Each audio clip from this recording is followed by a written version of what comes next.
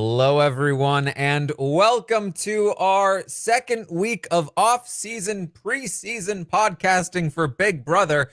I'm your host, Taran Armstrong, and we are here today with a very special podcast here in the off-season. For a long time, people have been asking us to talk about the winners of Big Brother. Once again, it's been quite a while since we went down and tried to determine who we thought was best. And coming into this off season, we've got a little bit of extra time, and we thought, what if we had a little fun with it? And like last week, we drafted teams of Big Brother winners to try to craft the best team of Big Brother winners that you could possibly make. That is what we are here to do today. And with me to do it is Isaiah. How you doing, Isaiah? Awesome. Listen, I cannot believe I'm finally doing an RHAP draft or ranking of some sort. I got into RHAP watching you and Jordan and all of them back in the day, so it's surreal, but I'm very excited. Yes, very excited to have you, Isaiah. Also with us is Chantele. How you doing, Chantele? The stakes must be high because I'm really nervous about this draft right now with these Big Brother experts, and I'm gonna have to I really need to have a good team. So I'm excited to be here, but I'm nervous. Well, the stakes are high because the prompt tonight is that if your life depended on it, which team of Big Brother winners would you believe in? Would you choose to have play for you? So very high stakes. You may or may not be murdered if you lose. Oh my gosh. Okay, well, I am nervous, but I'm gonna draft together a really great team. All right. Well, finally, with us is Aysha. How you doing, Aysha? Hello.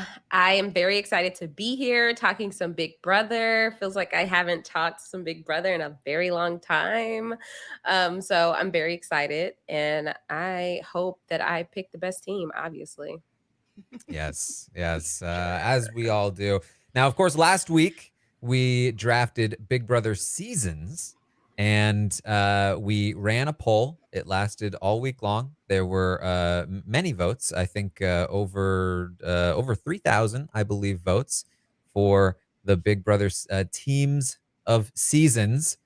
And ultimately, the winner was Puya's team, consisting of Big Brother 6, Big Brother 20, Big Brother 4, Big Brother 12, Big Brother 11, Big Brother 16, and Big Brother Celebrity 3. Puya's team ended up taking the win there over, I believe, Amon's team in second place. And with about 31% of the vote. So there you go. You got my vote, so maybe I'm starting this off right with my drafting. I would have drafted the right team, I would have stayed alive. Yes, the big feedback for me was my big risk on the celebrity seasons really tanked my team. Yeah, I feel like the biggest drawback with the celebrity seasons is I just cannot remember them. They happen and just disappear.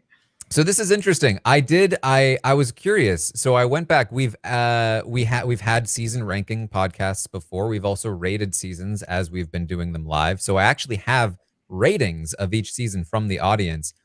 So I was curious. I went back. I looked at the ratings that this audience has given each season and gave the teams an average rating score. Mm-hmm. And Liana's team came in third in the votes, but was actually the highest average rated team at about a 6.2 out of 10. And Amon came in second. He was actually the lowest rated team by a decent margin at a 5.5 average rated team. Interesting. So some interesting results there. I think what really helped Liana was BB23 with that average rating, because I feel like people are pretty high on that season. It's a good one. All right. Well, that was last week. But this week we are here for winners. And once again, the goal here is to draft the best team of winners I think that, we don't want this to just be like, who is your highest placing person, right? Like, we don't want this to just be like, if you had to pick one winner, who would it be? Dan. It doesn't matter who else the rest of the team is. So the idea is your team needs to be well performing all the way around. It's the highest average placement of your whole team. If you took your whole team, how would they do as a group together? You have to have the best performing team, or you die. So that is the idea. Now, whether or not the audience actually votes that way is another thing. But that is what we are doing here today. Last week, people really enjoyed the Big Brother competition, of course, to determine the draft order, and so we're going to do that again. We're going to give some trivia trivia about Big Brother winners. The answer to each question is a winner of Big Brother, and the highest scoring person will get to choose their position in the draft order, followed by the next highest scoring person, so on and so forth. I will take whatever is left. Now, the fun thing here, though, is that the winners we are drafting from are the winners of Big Brother from season 1 to season 24, which, yes, includes Eddie. Now, do you want Eddie on your team? Maybe, maybe not. If you pick first pick in the draft so you can get Dan Giesling, you probably also will get Eddie, or whoever you want as first place. You will probably also get Eddie. That is sort of like the downside there. So that's what we're doing here. We're going to kick it off with the first question. Which winner has the highest competition win percentage for their winning season? Who won the highest percentage of competitions that they competed in for their winning season? Oh my God. Put me on blast. Yeah, because we just study win percentages. Yeah, right? Well, the other version of this question was too easy. It was also a tie. So, do we have our answers? Yeah. All right. Answers, please. I put Xavier. Xavier, Oh, Cody, Ian was my and second Ian. choice. Asia is correct. Cody. It was won 22. the highest I just percentage remember of I was so mad competitions. he kept winning. Yeah. Yeah. Cody thought and so. Jackson both won 8 competitions, to the 2 highest winning winners Block both of the show. those people out of my thoughts. It's funny. They didn't even pop in. Jackson, however, played in more competitions than Cody. Yeah. So Cody has a higher percentage at about 42% win percentage for Cody. Okay, the next one. Who was the first winner to win by a margin of just 1 jury vote? The first winner to win by a margin of 1 jury vote.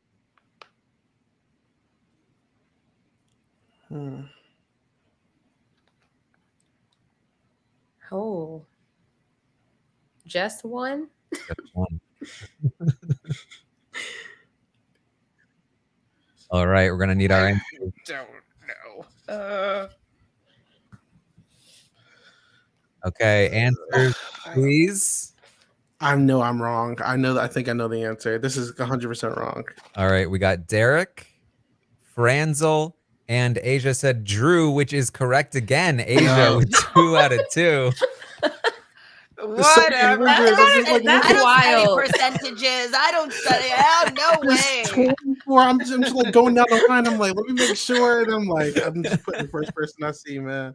Oh my God. Because I always think of that season as like Savage. Cowboy almost won, right? Yep. 1 vote away from Cowboy being a winner of Big Brother. All right. Question number 3 out of 4 questions. Who was the first winner to lose both parts 1 and 2 of the final 3 HOH? They did not make it to part 3 of the final 3 HOH. Still won the game. Who was the first person to do that? Including Repeat the Eddie. question? Eddie does not count. Who is the first person to lose both parts 1 and 2 of the final 3 HOH? and did not make it to part 3 of the final 3 HOH. But were still chosen to go to the end and then won. Gotcha. All right. We're going to need some answers. I'm not even confident. Ooh, yeah. Like Asia got me going messed to- up, bro. I'm already sweating, and like now I'm like even more scared. Did it? Answers, Oh. please. Okay. I'm just gotta go with. We got Maggie, Dr. Will, and Lisa. Isaiah is correct on this one. Maggie is the first winner, and for a long time, the only winner to have won, being taken to the end, not even making it to Wow. part 3. Okay. I'm Final 3 impressed. HOH. I'm in good company right now. Okay. All right. Final question. Which winner had, this is another percent question. These were hard to come up with this time. Which winner had the highest percentage of incorrect votes? Meaning, of the times they voted somebody out, how many times did they vote for the person who stayed in comparison to the amount of votes that they cast? I don't know.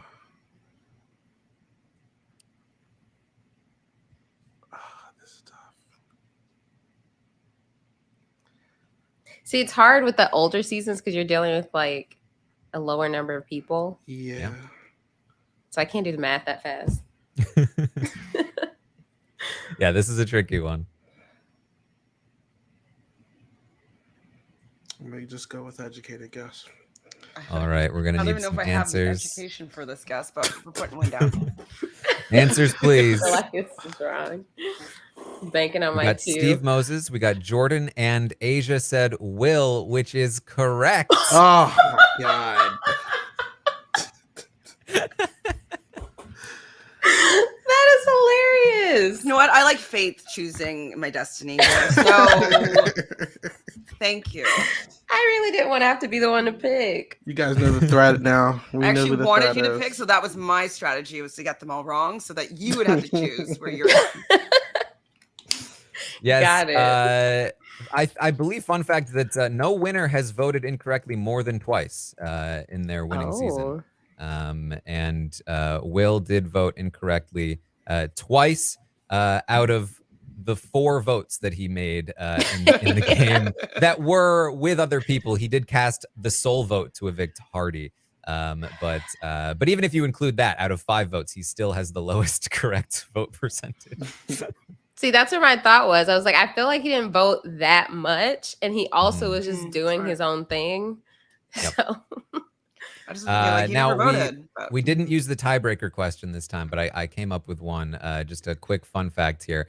How many winners have a 100% correct voting record, meaning they voted correctly every single time? You don't have to answer. The answer is 9. 9 winners wow. of the 23 who played the game in that way. That's more than I thought. Voted correctly every single week that they pretty voted. good. They cast a vote. that's kind of wild. Yeah.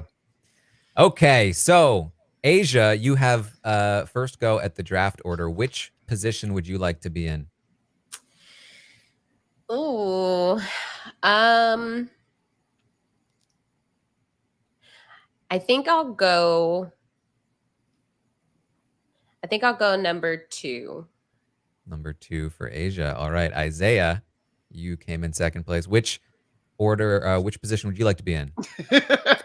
Oh my god. I'll do 3. Ooh. Okay, Chantele, that means you can decide between 1 or 4. I have to just give you Eddie and Dan Giesling? I think that's just how it has to be, just for the fun of it. So I'll take the back and forth position. So. Okay, Chantele takes number 4. That means I have the number 1 draft pick. Wow, I really was not expecting that, if I'm being honest. We know who you're gonna pick, so That's true. That's true. Yeah. Well, we have a good idea. Yes. Well, I think we all know what happens here with the number 1 draft pick of the Big Brother winners. If my life depended on it, I would definitely not want this guy not on my team. It's Dan Giesling. 100%. The picture already loaded. I mean, it goes kind of without explanation here. Let me reorder us here a little bit. It kind of goes without explanation. I mean, widely considered to be the best, most sort of successful Big Brother winner of all time. He just deals with adversity very well. He's never had a vote cast against him in 2 seasons of the game. I mean, what are you gonna do? Like, he's not gonna pick Dan. Yeah, he's amazing. I mean, so that's where, I mean, I'm sure we're going to talk about it because I'm second, and I'm sure y'all gonna have something to say about my second pick. But everybody always has it in their head who are the top 3, right? And I think with Dan, he has that thing that I'm always, me personally, because my opinion matters so much. I when I think of a Big Brother winner that is amazing, I'm like, let's see if they can do it again. Because that's my issue with a lot of people, not even a lot, a few people that people think are so great. It's just like, I don't think they can replicate what they did because of how they played. But Dan proved that, like, he has such a mind for this game. It's not a particular mind that, like, oh, he can only play a certain way. He's so adaptable. He was able to play with two completely different casts and do well. And so I feel like a lot of people can't even knock him for not winning Big Brother 14 because obviously people are going to be a little bitter that he was able to do what he did again. So I just think Dan is just, I personally think Dan is the all-time great of all winners. Even when you look at just multiple criterias. Yeah. Yeah, no, I did a recording recently on the Reality Kingdom, where I was discussing Dan versus Derek, who's the best, because they felt like Derek because of stats. I'm like, it's Dan. Like, there's only a few people to get to the end, like more than once, and he's one of them. Track record alone, he has the social prowess, has the physicality prowess, and he has a strategic mastermind if I ever see one. So, like, this is a no-brainer here. I just wonder what kind of Dan we would see on this, because we've seen the, good Dan, and then we've seen the bad Dan. Do we see it in the middle, or do we see a replica of one or the other? So very unpredictable. But if he's with the right people who will respect that kind of game, that's no-brainer. No, I definitely think that Dan is an excellent choice, the best choice probably in this position. And one thing I like about Dan is that he is creative with his gameplay. You don't know what he's going to do, and it's unexpected. You're like, oh my, like, you're just waiting to see how he's going to get himself out of sticky situations. It's not just a numbers game to him, but he's really able to play on the people that he's in the game with and allow them to work for him really well. And so that's why I think it's replicable, is because he uses the people that he's with to play the game with them, as opposed to just having, like, a specific strategy of, like, let's get a big group together and vote people off. Like, that's not that interesting, but he's always finding something a little more creative, in my opinion. And so that's probably one of the reasons why I'd put him right at the top of the list. So definitely great pick there, Taran. Yes. And we've seen him in so many different kinds of situations as well. And he succeeds in all of them. He's also, and this is kind of important, especially given the direction that Big Brother has gone in the last, few years, but, like, capable of winning competitions, which is becoming more and more important. Even though we saw a little bit of, like, some movement in the other direction, winning competitions is still the being able to win them, but not needing to, I think, is exactly where you want to be as a player.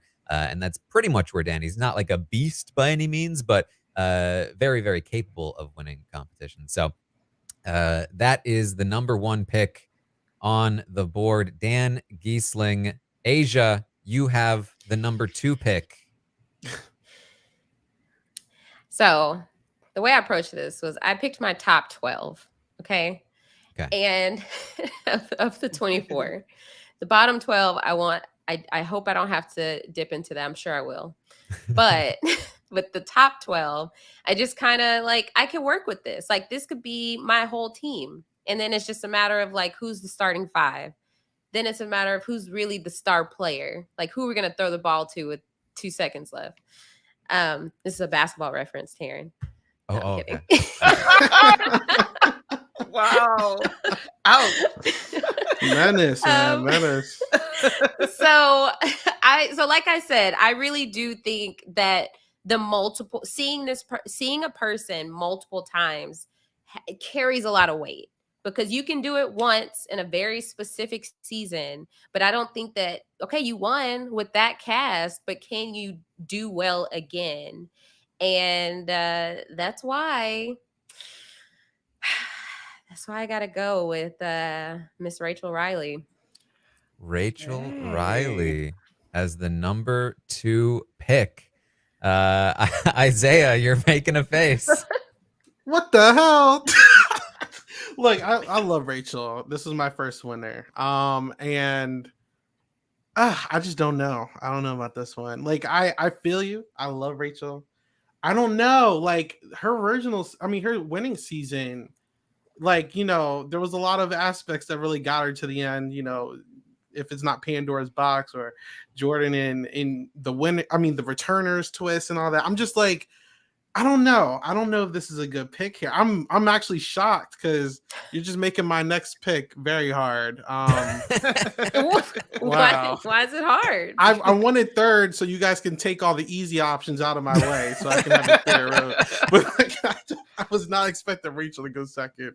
Wow. Yeah, I don't want either. Like, I didn't want. Remember, easy Aysha, your second life or third. depends. Yeah, I know, guess exactly. Life vest. Okay. Yeah, my life vest depends on this. I'm praying for you. I'm praying for you. That's what I'm saying. It is a risk. I do get that. But I feel like, yeah, Rachel, she's going to give you the drama. We know that. She's going to give you the entertainment value. Like, that's another thing that I look for. I know this is our life depended on it, but it's also, for me, a winner I would want to see play again. And there are many people on this list that don't fall into that category. So I feel like, yes, season 13, like, there were a lot of twists that played into her favor. Absolutely. But that's Big Brother. Like, we know that that's going to happen. There's going to be, like, the recent seasons are going to be a battle of the block. There's going to be whatever. And so I just feel like this, especially that we've gotten to see Rachel on a couple of other different shows, not even just Big Brother. It shows me that she is super smart. And she may not be the best social butterfly, but she will get around. She's social. She may, like, rub a couple people the wrong way along the way. I don't know how well you're Polarizing selling this to me show. right now. I know. I'm just saying, I just feel like Rachel should be considered like just a top tier winner. I feel like you're not bringing up the biggest selling point, which is competitions. Yeah. She's gonna do very well in competitions.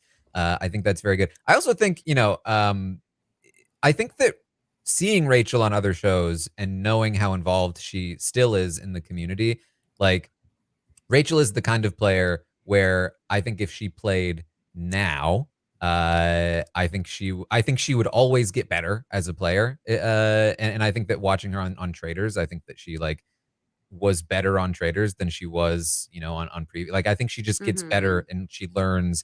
And I think that's a good trait to have. Do her seasons of Big Brother represent the best play that she could have done? I don't think so. And in comparison to some other winners, I think I'd probably go with some safer options. But I was thinking I might surprise people with having Rachel a bit higher than they expected, but not quite at number 2. Well, the one thing with Rachel, like, I've grown to like Rachel. I wasn't a particular fan her first season. Second season, I was starting to warm up to her.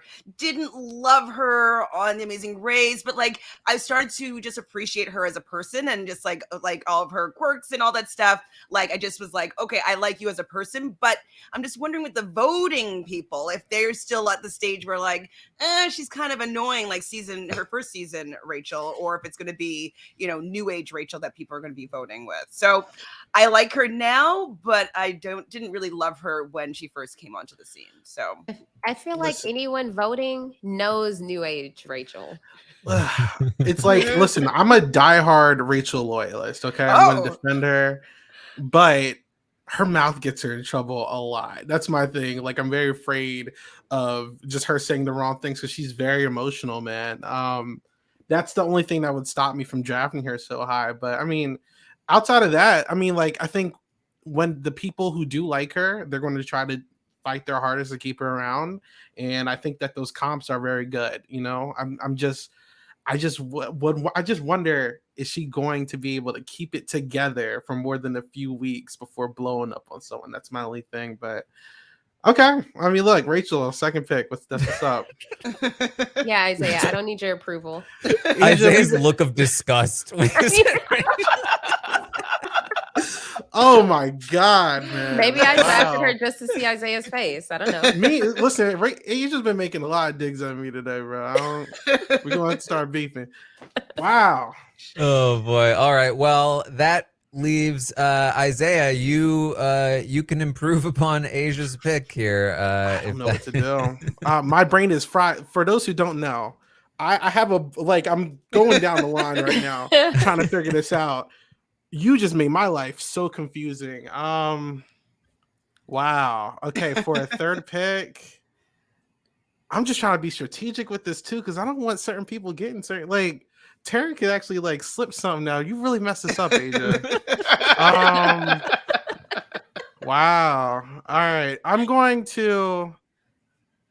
just going to take a shot in the dark. I'm going to go with vibes because I came in here with a plan. And that got messed up when I found out what the criteria was. And I had another plan, and Asia just ruined that. So I'm going to go off of pure vibes, the stream. Vibes. And something's telling me if I have to bet on someone, oh my God, I'm so scared. I'm just going to go with Taylor for now. Why not? Taylor. Yeah, I'm going to go with Taylor for now. The one thing that does scare me with Taylor is that first week, if Paloma doesn't go, she might get booted. But every cast is not going to be Big Brother 24. You know what I'm saying? And I think Taylor, despite her always having that big energy, that big aura, and people are always going to be threatened by her, I think that she has some of the best jury management I've ever seen. I've seen some of the best mind flipping with people going to the jury, not liking her, and then completely liking her afterwards. It's just something to see. Seeing Monty completely mess up a possible win. There's just a lot of people that wanted to take her out and didn't do it. And now that people know who Taylor is, I think she's fairly liked around the alumni. If we saw her again in an all winter season or something, I don't expect Taylor to not do fairly well. She's not a hard person to like. It's just getting out those first few weeks. You know what I'm saying? Because she is so big energy, and if she gets to the end, she's always going to be a threat to win. You know what I'm saying? So, I'm going to pick her. I'm comfortable with this. She was one of my top picks. I just didn't know when I was going to pick her. Yeah, Taylor is a great. We all have something to say. I think we probably all agree. I figured. I thought I might get Taylor because I didn't expect to be first pick. I thought. I was afraid of that. A couple picks would get picked up, and then I'd be like, all right, guys, my turn for Taylor. But after I was like, I got to pick Dan. I was like, okay, yeah, I think I'm not gonna get Taylor back. And I think there's good reason for it. I know that there are going to be a lot of people that point to the various flaws that she had in her game, but I think it all comes back to her final speech, which not only is, I think, the best final speech we've seen in Big Brother history, but also illustrates a couple of things. One, who is going to beat her in a final two? Yeah. Two, she describes her game, which is about resilience and surviving. And that is a way of playing the game that can lead to a lot of success. She consistently found ways to stay alive through the game. And not only that, but not let the adversity that she faced interfere with the game that she was playing, which is another huge trait. Like, she has a lot of traits that I think go underappreciated as strategic traits. And if I had to bet on somebody to win a season of Big Brother, Taylor would be high up on my list because she went through similar but very different to Dan, a very, very difficult season for her, like probably the worst case scenario for her, and still came out the winner. Imagine she goes into a season where things are not as hard. Like, you know what I mean? I think that like that resiliency is something that I would want for sure if my life was on the line here. Yeah, I love Taylor. I spent all day thinking about how I was hoping I would get Taylor first. And then I just sat down and just recalibrated and I changed my mind. But I definitely, yeah, if it had come back around, I definitely would pick Taylor. But the things that, like, yes, her final speech was amazing. And then that makes me think if she were to play again, especially in the next 2 to 3 seasons, no one's forgetting that final speech. No one's forgetting how amazing she was able, how amazing she was at articulating what she was able to do and how she was able to survive the game. And the things that worry me are like the time she had HOH and was like, oh wait, now I can do a little something, and she wanted to put up her allies, and I was like, whoa. I feel like Taylor in that season specifically was able to navigate from that, like, okay, I only have, a couple people that I can trust. She wasn't in the power majority. And so that would be the only thing that would put her over the edge for me of just like, okay, Taylor is like, it is being able to see her navigate in the majority and how she would do with that. But don't get me wrong, I love Taylor Hill. So great pick, Isaiah. Yeah, Taylor is definitely a great pick. Just like my only worries with Taylor is that she didn't come into the game knowing the game that well. And yes, she had to adapt to circumstances that nobody would ever want to ever have to experience and adapt, but she was able to persevere, which is it's just beyond amazing. Just as a game, if I'm looking at her game and if she was able to play again, I don't know game-wise if she's going to be able to do or replicate what she did this particular season. And yes, if she gets to the end, I think she's going to pull together an amazing speech. She's going to be able to dictate exactly what she did in her game to get there and why she deserves the win. Absolutely. But I don't know if she has the gaming chops to get there necessarily in another random season, especially a season where people might know who she is in the game that she experienced already. So I love her. She's in my top half, like top picks, my top 12, I guess. But I don't know if I'd pick her this high, but yeah, she's definitely a great pick. Yeah, because I guarantee you there are many people who could not withstand what she withstood and made it to the end and won. 100%. And I think very that's satisfying winner. Yeah, Winner as well. not to beat the point too hard, but like I think that's huge because there are winners that were very good and very successful that never really faced a ton of adversity. Sure. And that's maybe one of the biggest knocks against their game is like, how could they have handled it? And I think that we'll probably get into it more, but like I think that's an important point to make here. So Yeah. Chantele, you have the 4th overall pick. Who is going to be your pick? I'm going to have to go with my heart here because, I've been watching Big Brother live from the very beginning. I did watch the original season 1. Like, it was such a wild phenomenon. And then season 2, I managed to figure out how to go onto ICQ and get the live feeds and hook up my computer to my TV. So I was watching the live feeds of season 2 and I fell in love with my next pick, Dr. Will. I had to have Dr. Will. He made me fall in love with Big Brother. He made me started to like strategy at that point. I was like, I just wanted to see how he was going to maneuver this game. And he did it with a smile on his face and he's so cocky and he could be obnoxious, but then he's really charming. And he managed to charm his way to the end of the game and win when he had no business being at the end or winning that game at all. And so the fact that he was able to come into season 7, All-Star season, and I think that if he wanted to win that season, he could have, but it seems like he kind of was more so playing to have his friend win that season. But I also loved how he played season 7 as well. And I really appreciate Dr. Will as being kind of the pioneer of Big Brother. And he was pioneering my love of the game. And so I would love to have him on my team because he's the reason why I love Big Brother. So Dr. Will. Yeah, I was gonna say, whoever made the thumbnail for this video was really killing it because 4 out of the 5 I already selected. But no, I didn't know that there was a chance in hell that Dr. Will would slide a 4, but he did. And yeah, I was battling between him and Taylor, but nah, Will's awesome. Over time, I have been kind of low on his season 2 win after doing a rewatch recently, and his All-Stars game is a lot more impressive, but even with that, made a really fatal mistake out of being a little too cocky, obviously. We haven't seen him play a super dominant game outside of All-Stars without Boogie as well. If we're going off of like predetermined like relationships and stuff, he's a very cocky guy. You know what I'm saying? Like, I feel like a lot of people are going to want to take out Dan and Will very early, but no, I mean, look, he's made it to the top 4 and he's won, right? Like, you can't beat that.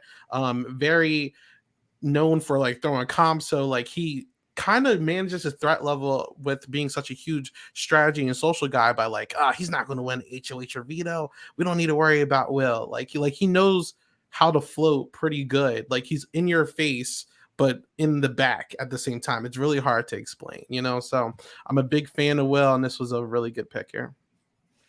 Yeah, I think that the general consensus on Will has kind of been slowly moving downward over time, which I think I mostly agree with, but I don't want it to go too far down because I do think that like there is so much there, and I think in particular it's because his season 2 win, it isn't the most impressive thing in the world.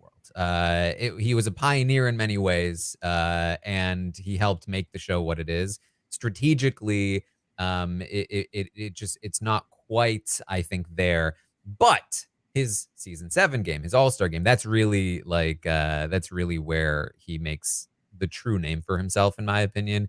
If he's the Richard Hatch of Big Brother, it would be like if Richard Hatch didn't get bamboozled in All-Stars, right? It's if Richard Hatch dominated All-Stars, Survivor All-Stars, which is basically what Dr. Will did. And I think there's been a little bit of debate about like pre-gaming, and he certainly did a lot of that in All-Stars. But like, look, at the end of the day, that's just more gaming. In my opinion, at least. So I think there's a lot there. And yet again, I think that, worth noting, Dr. Will played with a lot of adversity. In his first season, the adversity kind of came from himself, getting himself into a bad situation. But he handles it well. Dr. Will is not somebody that's going to crumble under pressure.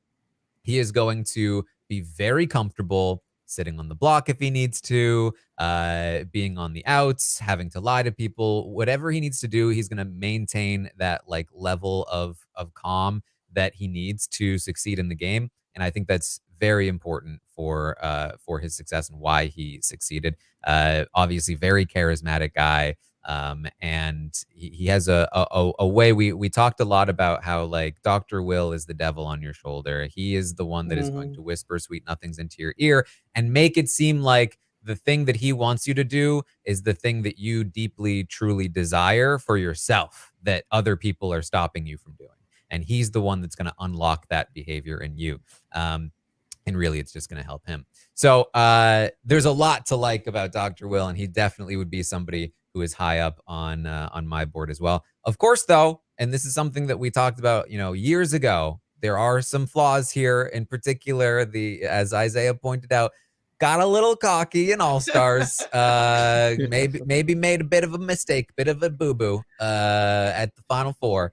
And also, for as much as he likes to throw competitions, he's also mostly incapable of winning competitions, it seems, as well, which is not going to be great. Obviously, we've seen it done from him, from some other winners recently.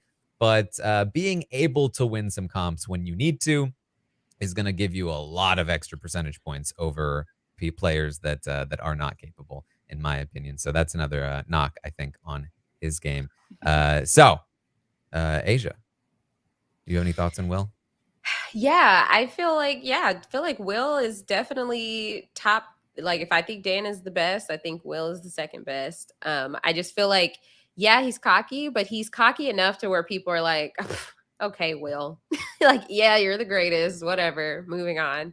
It's not to the point where, like, he has found a way to move past obnoxious. Like, you could be obnoxious, but then if you go beyond it, then people just can dismiss it. And I feel like that's what happened. I'm with half man, half amazing. Right. Yeah. It's like, once you go beyond obnoxious, then I guess it's just comedy. But yeah, I think Will's amazing. I think he's always I hope he's always looked at as one of the greatest players, because it's just, especially for Big Brother 2, like, that's our first real season of Big Brother. So I just feel like if anybody hasn't watched it and you're a Big Brother fan, you should definitely go back and watch it and just be able to see, like, Will did not play a typical winning game. He wasn't just like running the house and able to get to the end. He I feel like he did it in a very specific Will way that was just like, he was being himself, whether annoying or not, but he was able to do his own thing with the little, did not have to win anything, and was able to get the win. Yeah. All right. Well, Chantele, we are doing a snake draft, which means that you have one more pick before it comes back down the line. Who are you going to pick for your second pick? Well, I think that this person I'm going for the heartstrings here. I think he's a very lovable player. I think people are always rooting for him. And I think having Dr. Will on his team, I think that they could maybe work together in a way that could be successful for the team on a whole and himself. So I'm going to go with Ian Terry as my next pick here. Another shocked face. I loved Ian, and like his win was so impressive, and like he was playing with and then kind of against our top pick on the board. Like, he was going up against Dan Giesling, and he was able to come out and win against him. And I just think that if he's on a team with Dr. Will, I feel like he's such a gamer, and he's going to want to work with Dr. Will. And I think that they could be a really powerful duo.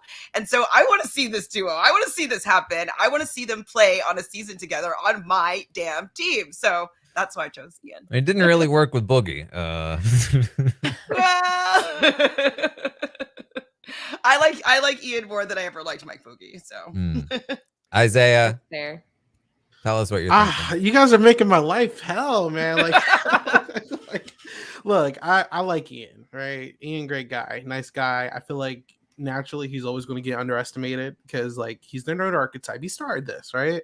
But man, like, his winning season, not that good. You know what I'm saying? Like I think he got very lucky that Dan held off his wrath plenty of times for Danielle and Brittany, and then even at the end, like, he underestimated him, but like the jury didn't like him, so that's one thing. But you also forgetting his all-star game, and his all-star game I was not too fond of.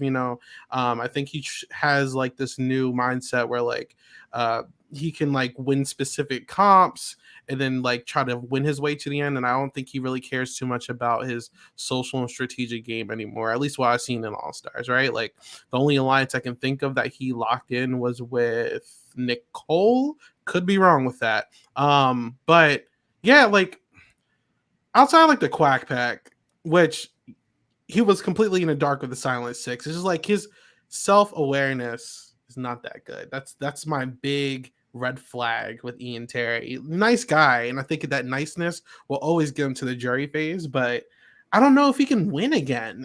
He needs to win specific comps at very specific times, and it's kind of hard to see him doing that a second time. Yeah, I was higher on Ian before I saw Big Brother 22. True. And so that was really concerning. But we can't let Big Brother 22 shape our opinions because it was Big Brother 22. So I don't know. I feel like Ian is very likable. He is very I would find it very hard to see people not just like, oh, Ian, like he's just a joy to have around. And I feel like he's unapologetically himself. He doesn't try to be anything he's not. And that's a like a I think it's like a attractive trait in the house. And so I could see him doing well if he played again and just being able to get with the right people. I think it takes people who can value what he has to bring to the table in order for him to do well, which that could happen. But I don't know. He definitely was in my top half. But I don't know if I would have taken him this high. Once I was again, gonna say though, Isaiah. like lastly with Ian is that like I do so feel like frustrated. 22. What are you laughing at? I'm so frustrated with this pick. Go ahead, keep talking. Oh, I'm frustrated myself because I have to pick. Go ahead. next. We'll get there later. No, well, just like with 22 though, I found that I had so much higher hopes for every single person that played that season.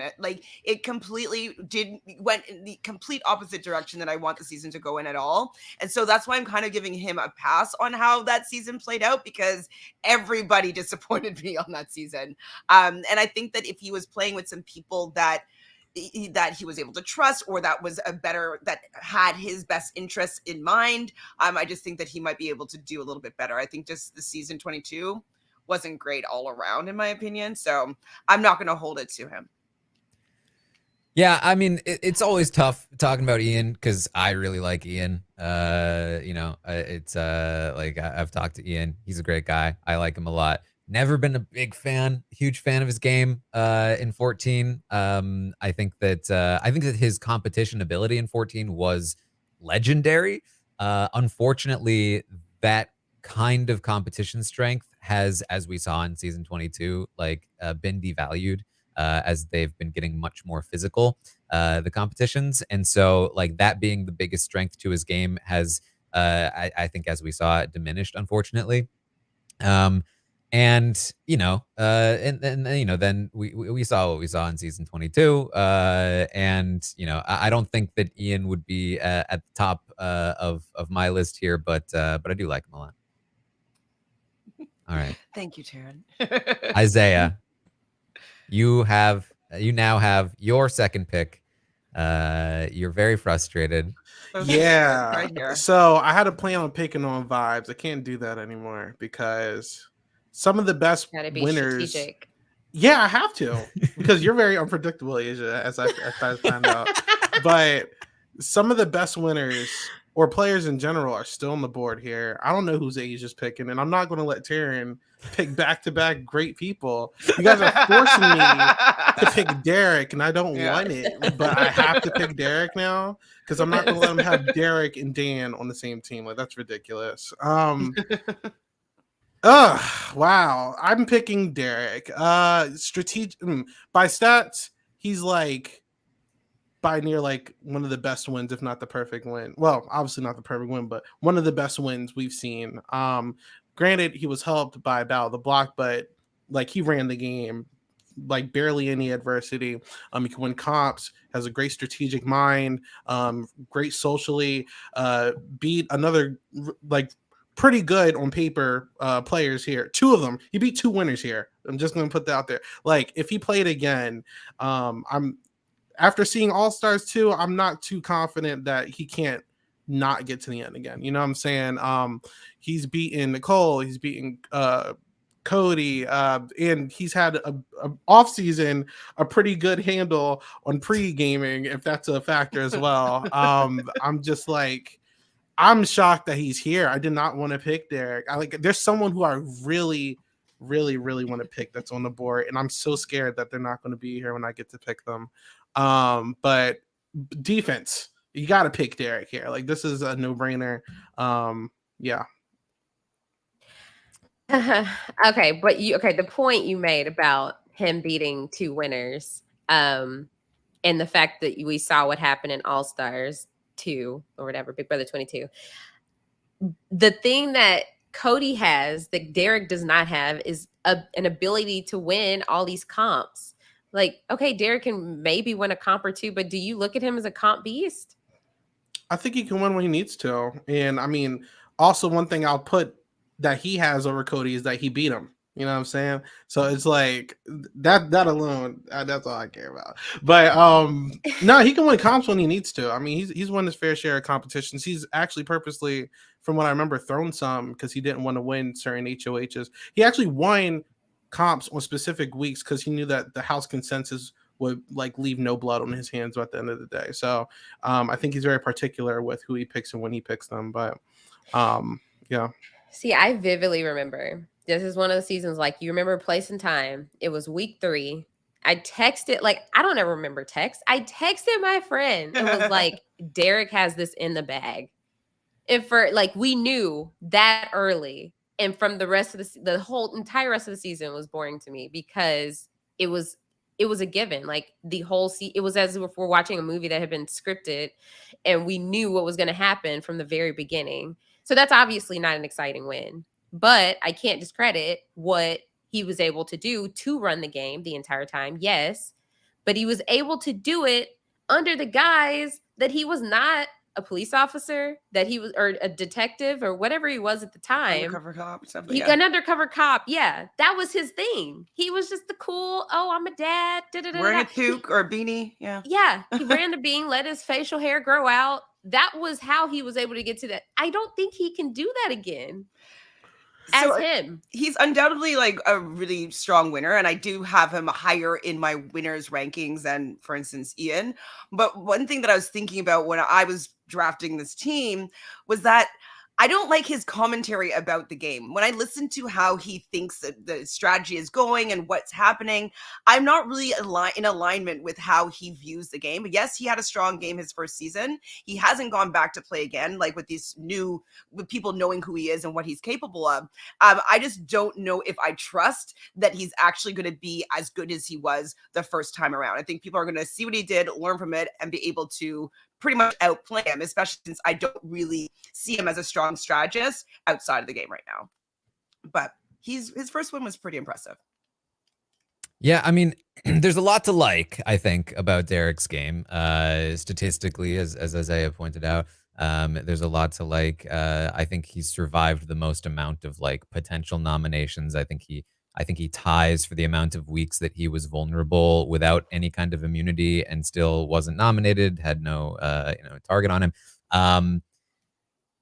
And I mean, he sort of like revolutionized one of those things, maybe somewhere in between, a formula for winning the game that basically still stands to this day as the sort of like the best way to dominate a game of Big Brother that I've talked about on a previous season off-season podcast. But I mean, there's a lot to like here. If you depending on how much you believe he had a hand in preseason stuff, like in my opinion, that would be more impressive. I think it's a little over exaggerated myself. But I mean, he's very impressive. I do think maybe the biggest detriment to his game would be comps, but only in the sense that like only if you're comparing him to somebody like Cody, who won 8 competitions. Derek won 4 HOHs. When he was playing on his season against players like Cody, which and Frankie, who is very good at comps as well.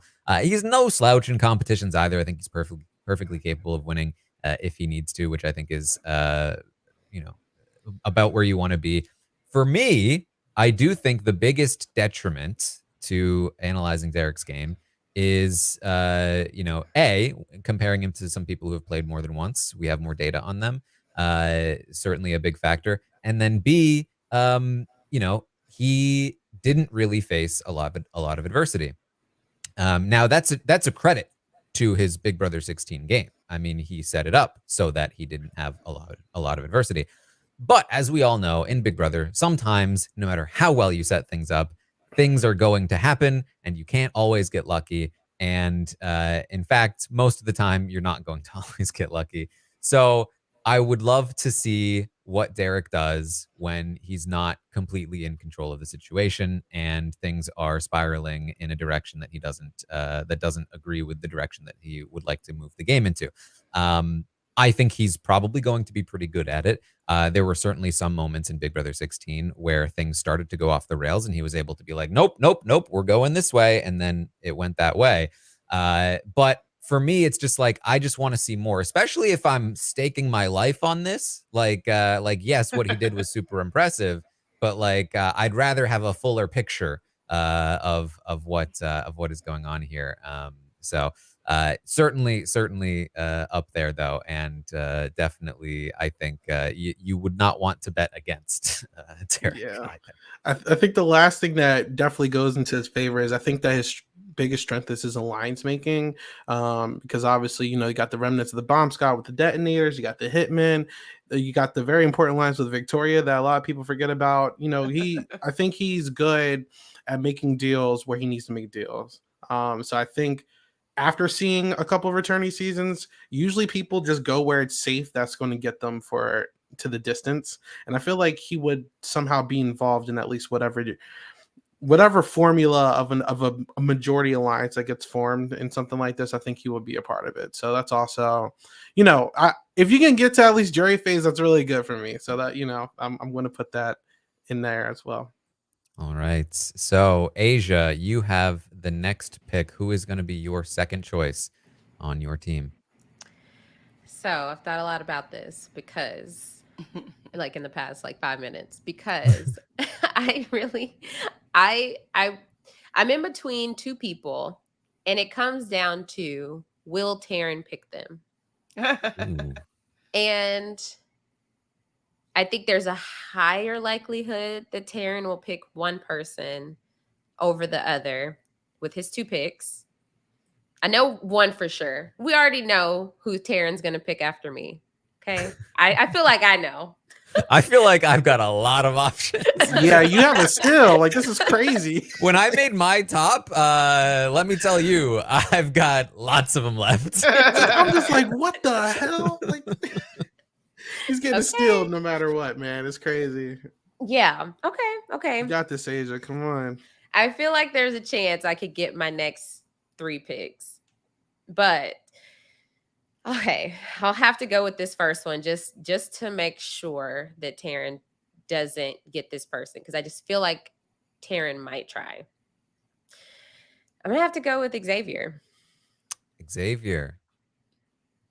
So, right. I know that Xavier is not who's running around saying Xavier is their favorite winner, right? That's not what we're doing. We're not giving our favorites. My favorite players have not won Big Brother. So I feel like Xavier played a game. Yes, he was supported by the cookout, but I believe he would have been able, and if you put him in another season, he is the athletic, attractive guy that is going to have it very easy for a little bit. That archetype. And I feel like he proved it with his ability to win comps. He's very easy to talk to, easy to get along with. I feel like he has I don't know if it's the attorney in him, but it's a very just I can't think of the right word. I want to say malleable. I don't know if that's right. But it's just he can get along with a bunch of different types of people because he just feeds off of them. If you watch him in the house, he's a different guy when he was with Alyssa, or when he was with Big D, or when he was with Hannah. He was because he was feeding off of them. And I feel like that's just how Xavier probably navigates his life, and he's able to just be adaptable. How is him and Rachel Riley gonna vibe? I'm just curious. I'm just curious, your vision for that. Right. I'm going front heavy with the comp wins. Okay.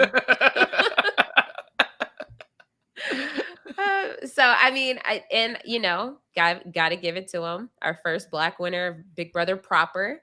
Definitely was a great win there, and I do appreciate him for being a part of being a part of making sure the cookout made it to the final 6. Even if it was against what he really wanted to do. in certain situations, but that's my pick. Has anyone seen the challenge with Xavier on it? Yeah, I have. He wasn't great. Okay. The challenge is not Big Brother, okay? That's listen. That's a point. That's a point. Genuinely, I was asking because I watched one season with him on it, and I feel like he wasn't really on it for much of the time. Because I'm very curious to know, because obviously Xavier's game is so impacted by the very unique structure of that season. And I think that's true of a lot of the players from that season, both in and out of the cookout. And so for me, like, I would love to see Xavier play Big Brother again, because I would love to see how he plays outside of that structure. And something like the challenge, obviously not one-to-one with Big Brother, but can maybe give you a sense of in the same way that like traders gave me a sense of Rachel, and maybe some other players. You can maybe get a sense of how they might play. Maybe some others. Won't name names. I mean, We'll get yeah, there. of course he's like, and it was really great at all these competitions. But like you say, Taran, he had the cookout supporting his game, and I don't know if he would strategically be able to navigate a game without having the cookout there to support him and knowing that I'm on the block. Like I don't need to sweat here. I don't need to do that much because I'm supported by the people that I have this locked in plan with. And so for me, I never found his win to be that impressive. Yes, I think it's amazing that he's the first black male winner from US proper. But I just didn't get to see his gameplay because I think he just had it so good, so easy. And that anybody that kind of won out of the cookout, yes, it's an amazing feat that they all got to the final 6, but the winner just had so much support. So I think he's going to be great at competition. So I think that that's great for your next pick. I did have him pretty high up in my team. I actually do want to see what happens between him and Rachel Riley, because I just don't see them getting along strategically at all. I feel like they'd fight. You never know. I personally, do you remember when Tiffany like didn't throw that competition? Like, I feel like that's the side of Xavier that we're gonna see with Rachel Riley for the entire time that they're playing the game together for your life. Right. So I actually have a lot of respect for X. I like X a lot as a winner. I do agree with a lot of the stuff you guys are saying, but I will say I think one of his biggest factors that kind of gets slept on is his bond managing. Obviously, he was like the glue to the cookout. I mean, we could talk about that, but like there's plenty of times where you're looking at the cookout, it's about to blow up, and X is like, no, let's all bring it in. We don't need to turn on each other just yet. But even outside the cookout, I mean, he had a pretty good bond with Alyssa. He had a good bond with Christian, and I think that he was pretty well liked in the house. I just think that X isn't someone who's going to get booted early unless there's someone who's willing to make a big move. Well, hopefully, but like now, Alyssa's out on the season, because like she's the one that basically turned on him on the challenge and got him listen, out of the game, you know? Listen, and I hear you, but look, I'm going to base off of Big Brother because it's also like I know, I'm kidding. I've seen people go on these different shows and like completely bomb, but like they're like gold on Big Brother. Like for me, I mean, I don't know how Tiffany's going to do if she comes back, but like I'm not going to bring Tiffany stock down for not doing good on the challenge, but doing really good on Big Brother, if you get what I'm saying. Or I mean, traders, you see Cody horrible on the traders, but then he did solid here. So I'm He's trying not to picked yet, so hey, I'm trying to be, I think for me, it's like with other shows, it's less about results and more about like just watching them play the game and trying to determine more of like, okay, so like, for example, Xavier, another one of these winners that didn't really face a lot of adversity during his season because he was in control for so long. Can I see him facing adversity in another show, in another game? It might give me a hint of how he might face it on a show like Big Brother as well. But I think you're right also to be, skeptical of learning things from other pieces of data that aren't Big Brother as well. Yeah, because like a big thing for me with a lot of these winners is like the ones who were included into a big alliance is the fact that they were included in a big alliance. These people like these people enough to include them in that. That kind of makes me think that, all right, if there's another big alliance in the future, they might they have a high probability of being included in that one as well. I mean, the committee is a perfect example, right? Where it's like everyone's looking for Enzo because Enzo's the big alliance guy, and everybody wants to work with Enzo and Cody and all these people who have done this before, you know? So I think I won't put it past X to be included in a big alliance if, you know, that were to happen. And if it did, I think he would be well liked enough to the point where he's not pissing people off, he's not fighting everybody, and he's keeping it cool, calm, and collected for as long as he needs to get to jury. Does he win? Not sure, but if you can get to that jury phase in certain competitions in certain places, you don't know what happens. So it's not a bad pick, but I personally I wouldn't have picked them here just yet, but I'm not mad at it. All right. Well, that leaves me with the next 2 picks. Was I'm gonna Asia write right, though? down- Was Asia right though? that I'm you gonna would've write taken down- Xavier. if This she guy hadn't- is a steal, man. It's crazy. I'm gonna write down Xavier- who Taran's gonna pick next. Oh, here we go. Oh, prediction. I can say that Xavier was not going to be one of my picks here. Oh, okay. I and I honestly, this is still kind of tough, but at the same time, not really, because I feel like there are 2 players right now that have to be on my team, especially having Dan. I think.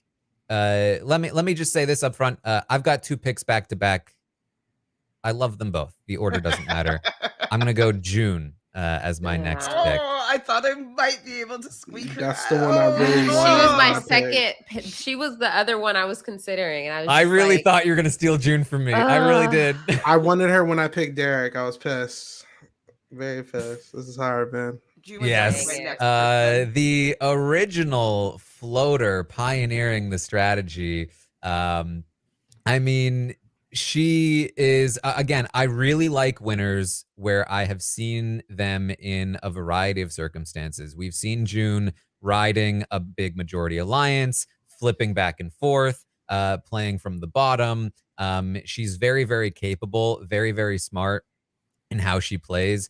Having recently done the Big Brother 4, or not recently at this point, a few years ago, having done the Big Brother 4 documentary, going back and combing through the live feed archives of that season and seeing what she is doing week to week, socially, strategically, is very impressive. I think that June is absolutely a top tier winner of the show. I think an underappreciated one from the sort of casual viewer standpoint. I think most of the super fans have either been on board or gotten on board with June as a winner. And she's another one I think as well that would like do even better now. I think that like she has just like stuck with the show, learned even more. I think that she would be an even better player now, an even deadlier player now than she was way back then. So June is my pick. Complete steal. Yeah, I wanted her. I completely agree. Yeah. I think super under the radar queen. I think that her personality is very strong to some other people, but like in the house, there's certain people who I don't know if June's really going to mix with. But I think in modern day, a lot of people would love June. I think that she just vibes well. I think she's just cool. I don't know. I really like her strategic mind where she's willing to do what she needs to do, like make a last second alliance with Allison towards the end. I like the way that she's able to float back and forth. I'm kind of curious to see how much that works in modern day Big Brother because, everyone's kind of looking for those floaters now. Floaters get identified pretty easily.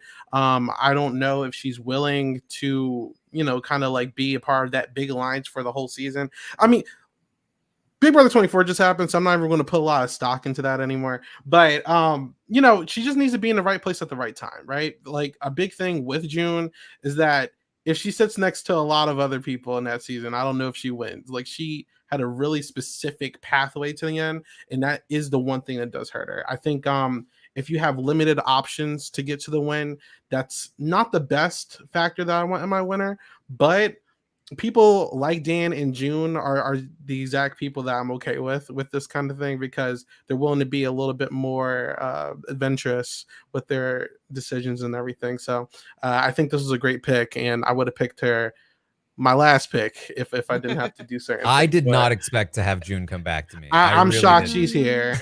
It's crazy. She's my but number here we one are. female winner pick for sure.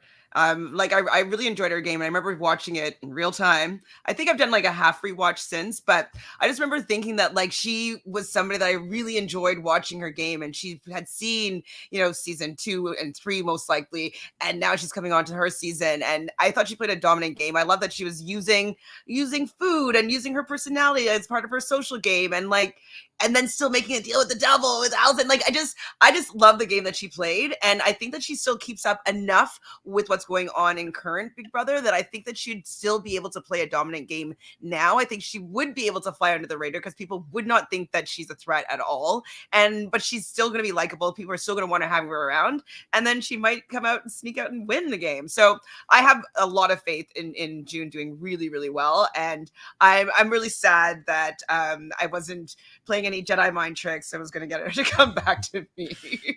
Yeah, but also, she was definitely my if any- next pick. I was like, If any winners are listening or watching this podcast, we're lying. She's totally chill, and don't worry about her. She's fine. yeah, it's just a fluke pick. Yeah, yeah. All right. Let's quickly give a quick update here on the current standings. These are the teams so far. I have Dan Giesling and June Song. Asia has Rachel Riley and Xavier. What's Xavier's last name? Prather. Thank you. I'm gonna stop with that. Isaiah has Taylor and Derek. Chantele has Will and Ian. Those are the current teams.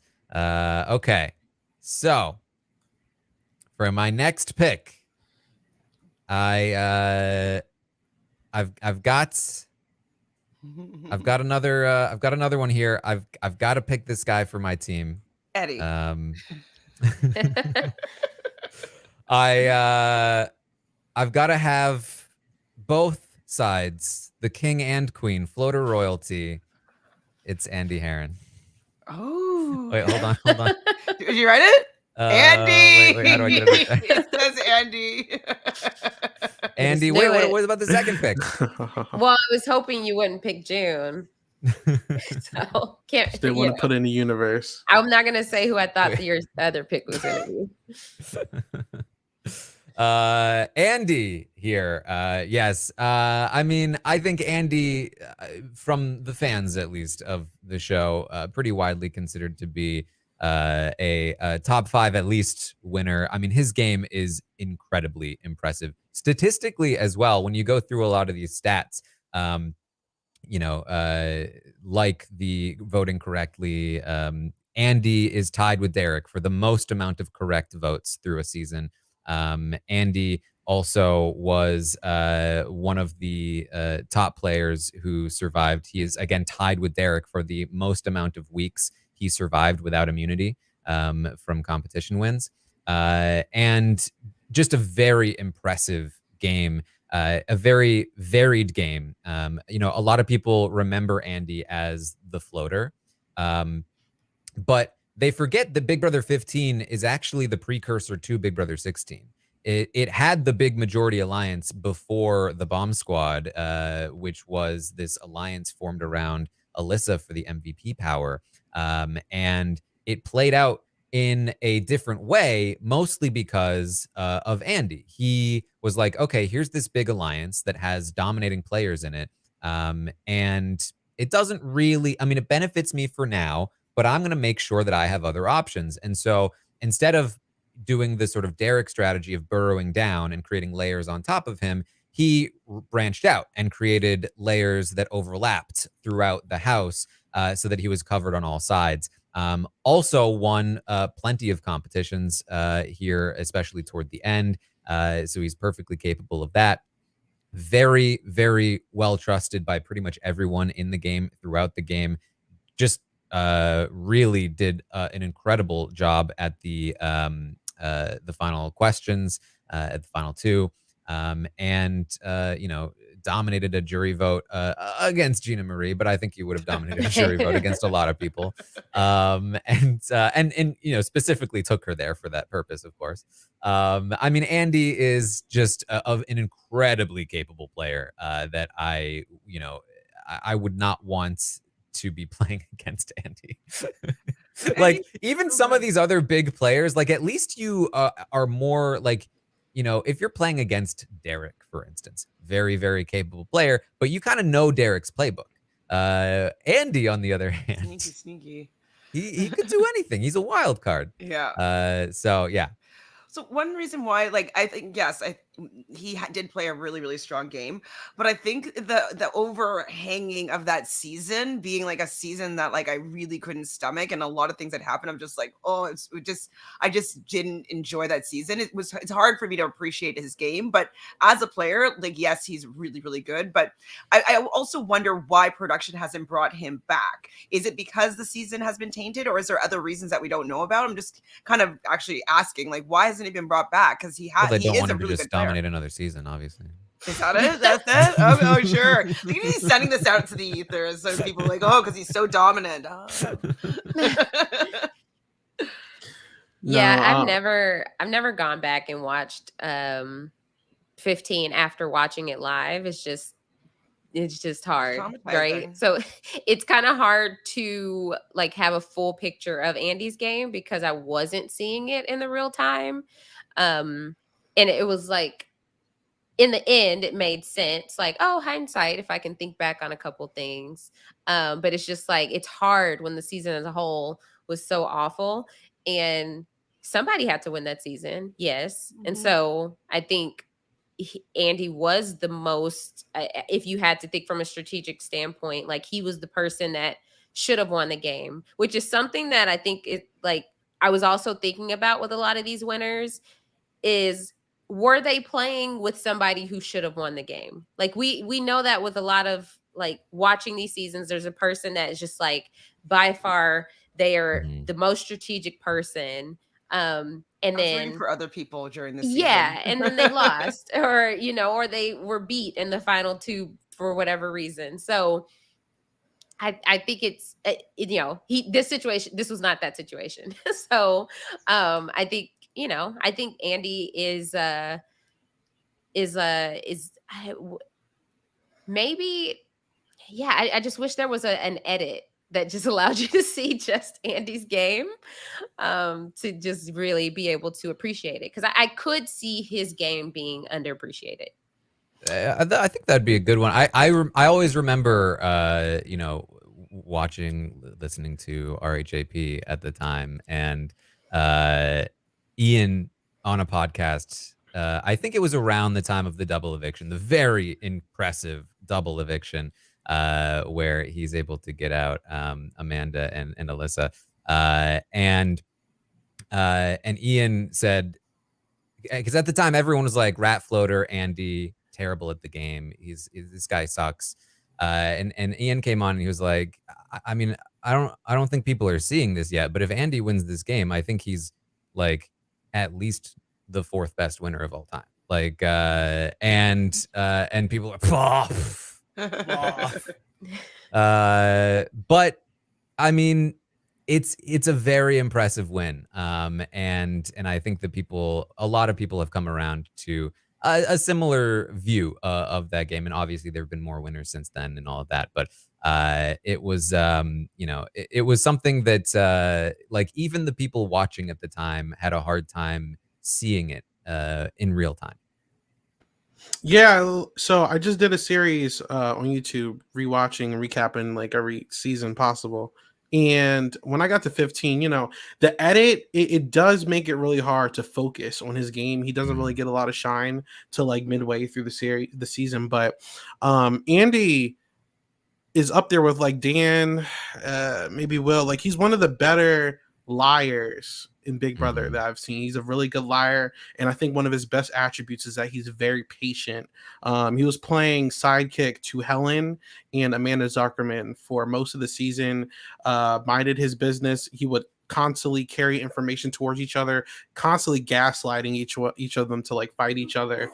And when it was his time to attack, when Alyssa and Amanda were about to join forces, he dominated.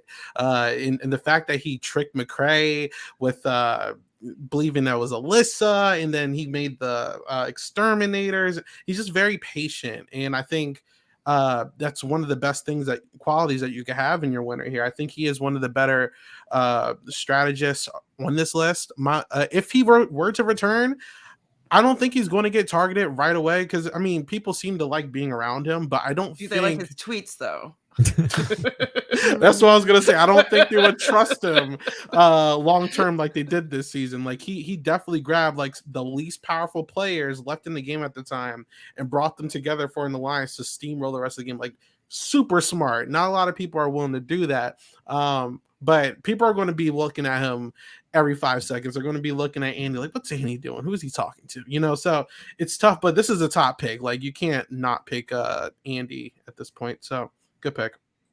All right. So we're going back to Asia for her third pick. Asia, who do you have? I will say of my top 12, only 3 remain. So we've been on the same thought process, even though Isaiah's making all these funny faces. Listen. Okay. Okay. My third pick is a solid winner. Not the most exciting winner. Oh, I know who this is. I think. Should I write down? No. Right. If you're wrong, then I can pick someone else.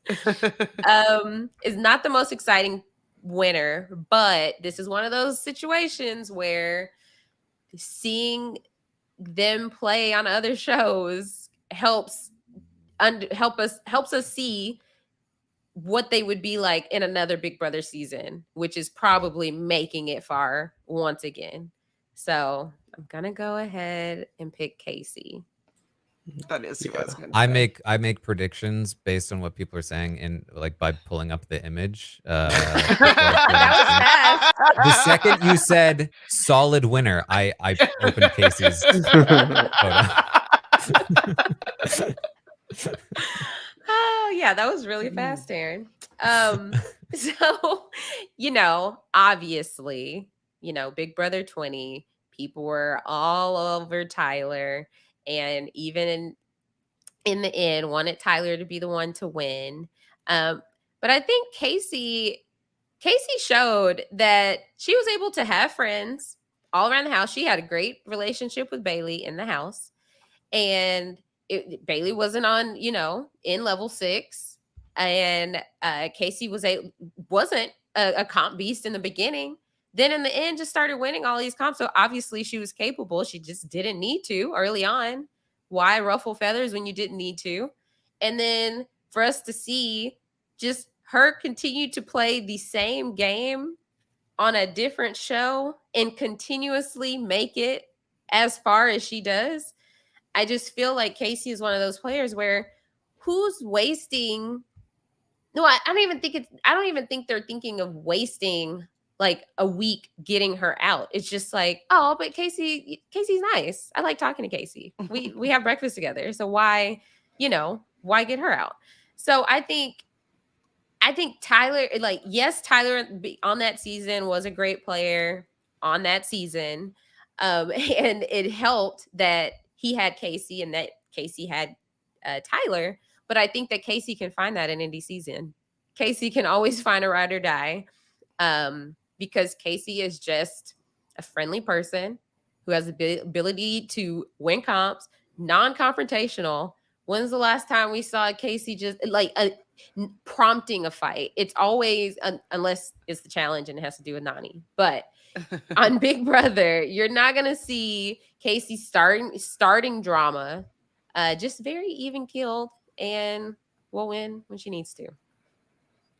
No, this was It was a pretty good pick. I think the comps, you're going to have that. That's the best thing here. You're going to have Casey comp beast, and you're also going to have the person where Casey is very good socially. I think a lot of people like Casey. I remember watching the podcast and Derek was on, and Derek even considered Casey one of the better winners in his opinion. But people like Casey. Casey. I don't know what's going on in the challenge world because I don't watch the challenge, but at least in 20, people like Casey. And I think that's a really good attribute to be not only a comp beast, but a likable comp beast that people are like, I don't want to take Casey out right now. I like living with her. We need to include Casey in our alliance so she can win the comps for us. It's Casey is. There's a category of player that's like the overall package that has a little bit of everything, and I think Casey is in that. I don't want to expose who else is in that because I don't want them to be taken. But this is the first of that category, in my opinion, at least, where you're just like the ideal like making of like just a well-rounded player. She's boring, yes, but gameplay wise, it's not a bad pick at all. Would I picked her now? No, but like it's not a bad pick. It's pretty solid. Do you know, I actually was planning on picking her next because I'm like, oh my God, they're picking all these comp people. I'm like, oh my God, I never think about comps. I'm always just thinking about strategy or like, that style. And so, yeah, I agree. Like Casey is really, really amazing at a lot of different types of competitions. We know that she's an athlete in her real world. And then also when she was on the challenge, like people are pretty scared to go up against her in many competitions. She wins a lot. She has won a season of the challenge already. And so she's capable of winning stuff and getting to the end and like winning the actual season or game. And so I do have a lot of faith in her doing well and a lot of faith in her winning stuff for your draft. So I think even though she's boring, yeah. Oh my God, I had her on my draft a couple of seasons ago, and her and her brother got me, I think it was like 14 points for the whole season, while like the winning, like the highest was in like the hundreds. And I was just like, I'm never drafting her ever again. But maybe for this one I would, because she would win some competitions, but no confessional points from this one. Yeah, guys, look at the prompt. Boring people can save your life. We're not saying who's pulling in the most ratings. If it were ratings, I would not have picked Casey or Xavier. Yeah, I mean, I think solid is the perfect description of Casey. I mean, very good at comps. Also, I think this is probably underreported for Casey, but knows when to throw comps as well. I mean, she threw for the first half of the game because she didn't need to win. And that kind of like hid, and it's why I think she's not the highest percentage comp winner. I think she probably would be up there if not for that, because she was very dominant in the second half. Even though Tyler and Angela were also winning a bunch of comps, she really was the one that was like, she was winning a lot. And I think that's important. I think she's never going to she's not a player that's going to make a lot of mistakes. And I think that's important. I think strategically, she is not quite there, when in comparison to a lot of the other winners. But when you have like really high stats in comps and social game, you don't always need the strategy to be 100% up there, especially if you can get in good with people who are, doing well strategically, right? That said, of course, I think a solid player is not always going to win at the end of the day. I think that like her win condition was a little specific. And, it took Tyler kind of screwing up, I think, getting unlucky in some circumstances, kind of screwing up in other circumstances in order to get that 1 vote margin against some of the other people. Even toward the end, I don't know that she could have won a jury vote there. So, I think the winning is tough, but Casey's probably always going to make it, decently far. And that's what we said about her preseason. We're like, she's going to make it far, but we don't know if she'll have the killer instinct to get the win. And I still don't know that I feel that. Granted, I haven't really watched a lot of the challenge. I don't know if if we've seen like a more strategic cutthroat Casey on the challenge. No. Yeah, just she doesn't have to be. because she'll win. It's just like, She doesn't lead the strategy for sure. yeah. That's what I would like. I mean, if you took Casey and you gave her like a very strategic mind, right? Like Like a where Rachel she's Riley or something. yeah, like like not only, but not just like strategic mind, but also like the cutthroatedness. Because I think she's a very loyal person and player, and that's I think one of her biggest flaws. Granted, I think it's part of her social game and probably an inseparable part of her social game. But if she was able to fake the loyalty and be willing to cut people if she needed to, I think that's important. So She kind of did that yeah. to Bailey though, and it was not good. Anyways, like, it was the first time she like went against something with Bailey on the challenge, and it was a huge fight. So Ooh, boy. yeah. Look for that clip. It was a really bad fight. Yeah, that's why I said they had a good relationship on Big Brother 20. Well, that's what I think she's willing to betray people if she's more loyal to another person. But Yeah, okay. that's exactly what it was. Okay. Yeah. Okay. So that is Asia's third pick. Third pick. Next up, Isaiah. Who do you got? All right, now that we're getting to like the next tier, my brain is slowing down. My I'm good. I got a plan now. I'm going to have the hitman on my team because I'm boy. drafting Ooh. Cody next. Cody, obviously, perfect win. I think Cody is always, despite what people feel about him, is always going to be in the mix of being a likable person. I think he has one of the best social games. The girls like him. The guys want to be bros with him. I think that it works, right? I think that since he's had so much time with Derek in his performance in All Stars, it's shown to me that he's willing to be strategic. And I think that he's always going to make it pretty far in a Big Brother season. My red flags with him, though, via the traders, I'm not going to put too much stock. But even in Big Brother, I don't know if he knows how to handle adversity well.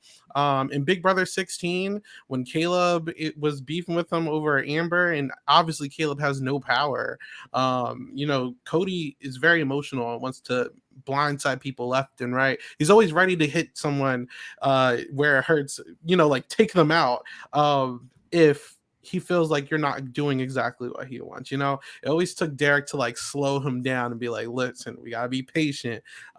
In All Stars, I mean, that cast was not that good. I'm so sorry. But he's also always going to be included in the Big Alliance as part of the detonators. It was part of the committee. He's always going to be included. He's always going to be liked. I just wonder how he's going to do if he is targeted by someone that's competent. That's my only fear, because Sari, he completely played him. So I am worried about that. But I think at this point, I feel like Cody this low is an absolute steal. So I got to draft the hitmen together. Yeah, I think Cody's a great pick. Cody was the person I was struggling with for my second round of picks there. I could see a world where I took him, and I probably would have if not for the traders, if I'm being honest. But I think he's a very good pick because of a few different reasons. One, his game in season 22 is incredibly impressive. Obviously, competition wise, he is one of the best.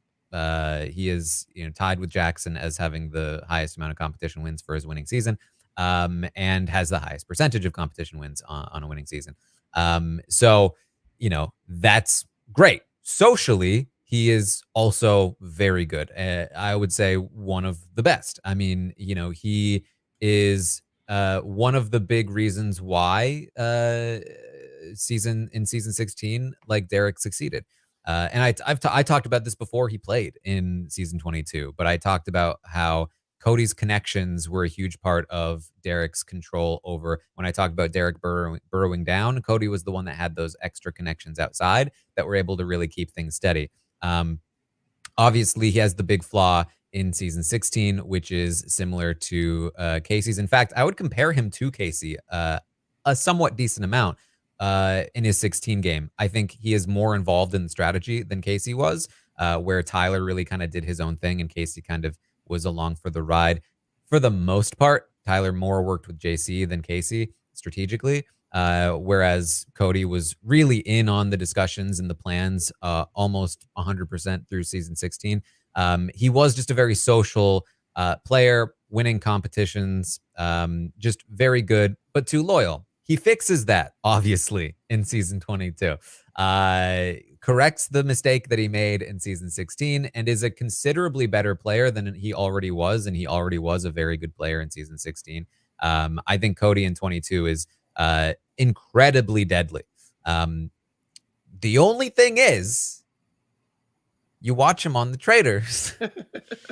And for those that did not see, obviously this is some amount of we haven't spoiled the results of that show yet, but I'm about to. So if you want to avoid spoilers for the traders, spoiler warning for the next like 60 seconds to 2 minutes or so. But Cody got a bit overwhelmed on traders. And I don't think he was terrible before then. I think he was doing a decent job. But like emotionally, it seemed like he was struggling to handle the fact that, like, unlike how he played his 2 Big Brother seasons where he was really in control of a lot of things and he never really had to let go of somebody until he wanted to. On traders, he was put in a situation where he wasn't in complete control and he had to lose people he didn't want to lose, and it was getting to him, and the lying was getting to him, and the adversity, as Isaiah pointed out, was getting to him. And there's a big caveat here on top of the fact that this is not Big Brother. You also have to take into account that this was done to him by Suri, who is, in my opinion, in the conversation for like the GOAT of any reality show. And so like when you're beat by Suri, it's like, I'll give him that, right? Like it wasn't like he was playing with that other guy, it wasn't beat by that other guy on the traders team. So I'll give him that, but it does inform something that was, I think, hinted at in his Big Brother seasons, because it didn't come out of nowhere for me that happened. During season 22, there was a moment early on when things were kind of going out of control, especially with Devon and that side of the big alliance that was formed. Things were starting to get a little shaky, and he almost lost control, but managed to hold on. Then again, with Tyler posed a threat to him, and Tyler started to move in on his territory. Things got a little shaky, and then Tyler imploded on himself, and he was able to move on. And that's where it's like, okay, if Cody has to deal with a force, whether it's another big player like a Suri or even a Tyler, that doesn't just disappear or like just barely manages to hold on, how does he handle that? Or if something like just really went wrong for him, let's not forget the fact that the committee plus Enzo pretty much wins like every competition in season 22. And that's by design, right? Like that was part of his strategy, and it's another good one. But if you can't manage to pull that off, what do you have to back that up? I think he has a lot to back it up, but in comparison to some other players, that's where it starts to get a little shaky. Don't get me wrong, he's still in the top tier, in my opinion. He's in there. Like, you have to talk about Cody in that way. One of the reasons I didn't pick him is because I did think there was a chance I'd get him back. But it wouldn't happen. I do think there are reasons to be a little skeptical, especially after traders. But still,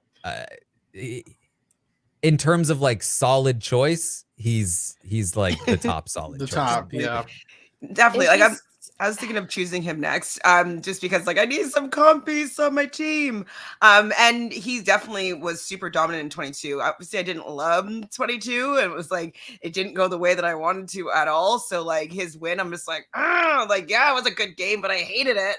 But I definitely think he's a person to have on your team for Big Brother. The traders, that was really unfortunate for his, like, people think of him as a strategist or a really great game player, because like he kind of buckled under pressure there in that game. But for 22, and the fact that he obviously got to the final 2, made the wrong choice, obviously bringing Derek to the final 2 in his original season, but he still was able to get there. He's a strong player, and he definitely fell pretty far down, but you got him in a steal for sure. So good job. Worth There's noting another- also, sorry, just briefly, is that the traders did not have live feeds either. We're relying on the edit of that, which is another big factor, I think. Yeah, there's another recent comp beast you could pick. I'm like, I'm crying. But oh yeah. no! I looked, and I'm like, oh no! I like how I just had to resonate for a second. Yeah, I feel like Cody is the poster child for only being able to thrive at the top. And I was already thinking this before the traders. Like yeah. So it's like that was already a mindset I had about his game going into the traders, and it was just like, oh, okay, that's what I thought. That's what I was thinking might happen. So it's really hard for me to say, oh, to even see Cody up there with Dan and Will, because I don't know, it's difficult. I could see a Derek argument, but that's also me not seeing Derek up there with Dan and Will. Like, I feel like it's a step down.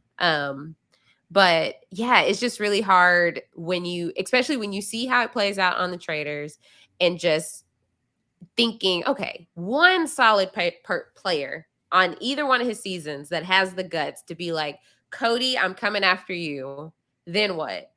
And I feel like obviously that would happen if he were to play again, and it would just be very interesting to see how that plays out. I think we just have a lot more like competent or not even competent, but I guess more savvy winners in that situation.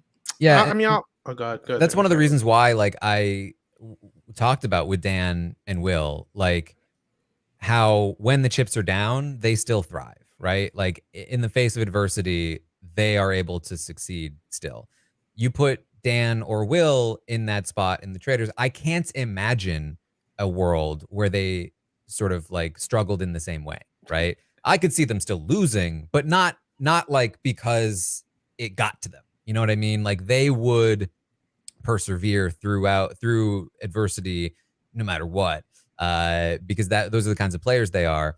And I mean, it's same for I think my picks as well, but like my other picks as well. But like that to me is one of the big differentiators. As on top of the fact that, like, his dominant performance was his second performance as well, which I think is a factor for me. First performance is always going to be heavier in terms of how I'm ranking you.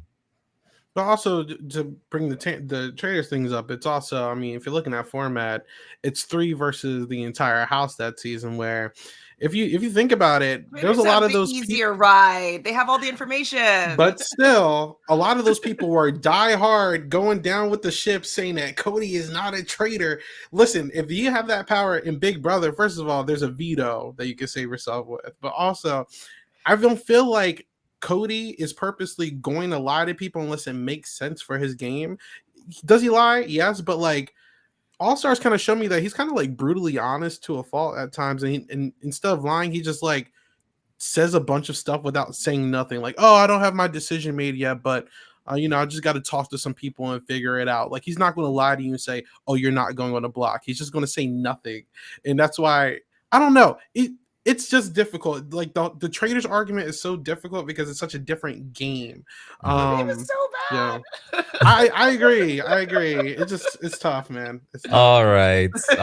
Well, I think it's time to move on to Oh no, I don't want to go. I don't know third anymore. pick. I definitely don't know anymore. All of my top picks are gone.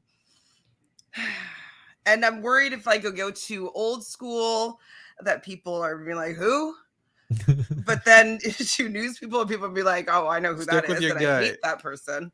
So I want to just get a little bit of female energy on this team. And I am going to go old school to one of my favorite seasons. I'm going to go back to season 3 with Miss Lisa Donahue. Now, of course, I didn't necessarily want her to win that season. I really wanted Danielle Reyes to win because I thought she really played that dominant game. And the fact that they didn't have the jury sequestered at that time, it did allow for Lisa to win. But up until that point, she still played a pretty amazing game, and she was so likable, and people wanted to give her that win, even though that why are you trolling me, Taran, and forgotten who or whatever that name was? No. But I don't want the other women that are left. I didn't want them either. So I liked Lisa. I liked the season that Lisa was on. I like the fact that she was able to win against one of the best players of the game. She's likable, nice. She'll probably have a showmance, and so if she's not married or whatever, and so maybe that's going to help in the game. I think that it will balance out the dynamics with Dr. Will and Ian Terry. So let me have it. I'm taking Lisa Donahue. Listen, I don't mind Lisa. I like Lisa. You know, I was not expecting her to go here. I thought I was going to be forced to pick her, but There's some people you know, that I have my forced picks, so I respect it. I respect it. But like, I have options now. I'm happy. But no, I like Lisa though. She's cool. I think that she is just a likable personality as well. My thing is her win. Like, all right, she earned it, but I also think that her win is more so a mistake on Danielle and Jason's part more than like her outsmarting them. That's how I feel. But I do like her. I think that she's going to be liked. I think that now that, you know, her first season, we saw her picking up the game. This time, now that she knows the game and, you know, she was very eager to go in All-Stars. Like, if she did go back in, I feel like she would kind of have like a strategy this time. I wonder how adaptable she's going to be. I don't know. I feel like Lisa is such an interesting case because I think that she's an incomplete player almost. Like, I don't think we saw Lisa full game knowledge from top to bottom and then like, I'm satisfied with her win. I'm not really satisfied with her win. So I don't think that she's a bad pick here. She's more like a wild card. I'm optimistic with her, but solid. It's okay. Yeah, I've like been on a journey with Lisa where obviously as a kid watching, I was big Daniel Reyes stan, and I was like, boo, Lisa sucks. And I feel and so for a little while I was kind of like, yeah, Lisa, one of the bad winners, right? Then I kind of got into this phase of like, you know what? Lisa's pretty underrated. Like, I feel like Lisa actually, there's a lot more to Lisa than I think a lot of people really understand. And so she started kind of creeping up my list for a little while. And then I did the Big Brother 3 blockumentary. And I was like, oh, maybe I went too far in that direction. Because while I don't think she's as bad as like the like, oh, she sucks because you know Danielle should have won. I don't think she's that bad, but I also think that at least for me in my like reimagining of the situation, I was crediting her with one too many things, and going back and seeing what happened on the feeds and stuff. I do think that like I was like, okay, actually that wasn't her, that was this over here, and then this happened over here, and it really was a lot of Danielle and as Isaiah pointed out, really Danielle and Jason talking amongst themselves and just coming to a wrong conclusion about you know, who they thought they had a better chance of winning against, and in a competition and all of that stuff. Which is not to diminish the good parts about her game, because I do think she was a very adaptable player. One that was capable of putting up a front, of being this sort of like naive, you know, here for a showmance, loyal person, while having that like dark side. You know, Danielle has that devil on your shoulder thing that Will does as well, where she's able to get on Jason's shoulder and on Lisa's shoulder and get them to do the things that she wants them to do. And it really unlocks something in Lisa that I think is really valuable. And I do agree. I think that if she came back to play, if she had played in All Stars, it would have been very interesting. I do think she has potential there. But in terms of what we did see, she wasn't quite as high for me, especially like going back and doing the deep dive. But I again, I would love to see her play again now that she has sort of learned a lot from Danielle. Yeah, thinking about Lisa's game, it's kind of like the whole season, I'm like looking this way at the Secret Alliance, and I'm just like, oh my gosh, it's amazing. And then where'd she come from? So I think, I mean, obviously we could say a lot for a lot of these players from the earlier seasons. Like they would be a brand new player. Now, like 20 in years today's older. Like, yeah, they're like 15 years older. Yeah, it's just so hard to. This is what I was referencing earlier, in just like the winner sitting next to someone that should have won. And obviously that's like well, I'm going with I really like season 3, and so Yeah, I'm gonna okay. take the winner along with the me. season because draft she was last part- week. No, but I had to draft the Oh, winner of a season that I enjoyed. Okay. No, but like I totally hear all your points, and I totally agree with all your points. I just needed to have some female energy on my team, and the other choices, I like Lisa the best personally. Makes All right. sense. Well, Chantel, you have Oh, one more I pick. can't do this again. Your fourth pick It's as too we go back around the stressful. snake. I hate this. I'm gonna go with someone that CBS really liked enough to bring him onto another franchise within the whole trifecta, and I'm gonna go with Hayden Moss. So I'm good pick. hoping that he's my comp beast guy. He's played obviously Survivor and Big Brother. He was obviously a dominant player, having this alliance. He was able to cut like all the things that he did on his season, I think made him pretty kind of flashy back in the day. Like I was like, oh, okay, he's pretty impressive. Enough so that he went on Survivor. And so I think that if CBS is seeing something, a little glimmer in him, I'm going to also see a little glimmer in him, since I haven't seen him on my screen in like a decade. But I'm going with Hayden Moss for my next pick. Please be a comp beast. Please get in showmances. Please win this game for me.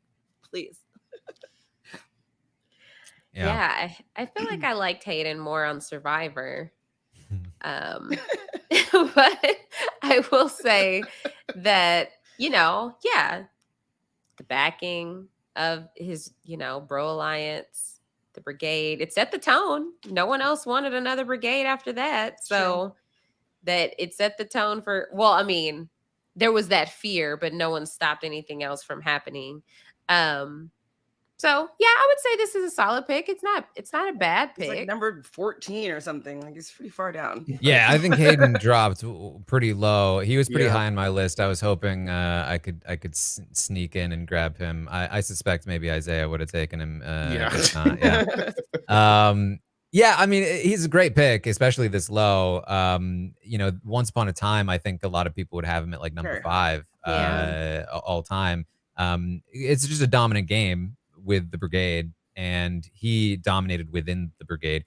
Wasn't exactly like the most crucial element for the brigade's success. I think you'd probably give more of that to Matt and even Enzo to a degree. And I say that, but that's not even that true, because he was pretty instrumental in like pulling some people like Brendan when Rachel left. And was a huge part of like keeping things together and being trusted within the brigade far too much. Hayden was a player that you knew Hayden was going to win the second he got Matt out. The second he got Matt out, the game was over. And then he goes on Survivor and does really well there. In a game where he's competing against people who have played Survivor sometimes multiple times before. He does pretty well. He has a severe lack of connections, and yet is maybe like close to like a couple of things going his way away from full on winning the game.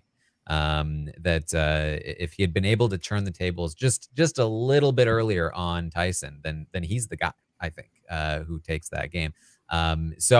Very impressive stuff from Survivor with Hayden on top of an already impressive game. I think, yeah, it's a very, very solid pick. Also was good at competitions. Phew. Okay, You finally got one that you don't hate. Okay, good. No, this is a good pick. Until Cody, like I think Hayden was like one of the better overall, like all around players. Like I think he's number 2 now. Obviously, you know, he has some flaws in 12. He did pretty good in Survivor, but also have flaws. But I think he's just naturally just built for Big Brother. I think people like being around him. If he goes in the house single, that'll be good for him as well. You know, I think he's married now. I don't know. Regardless though, I think that people like to be around him, you know, and I think that's good. I think that if he's in a structure like the brigade or just in a pretty good alliance in general, I think that he's going to be able to buy himself some weeks.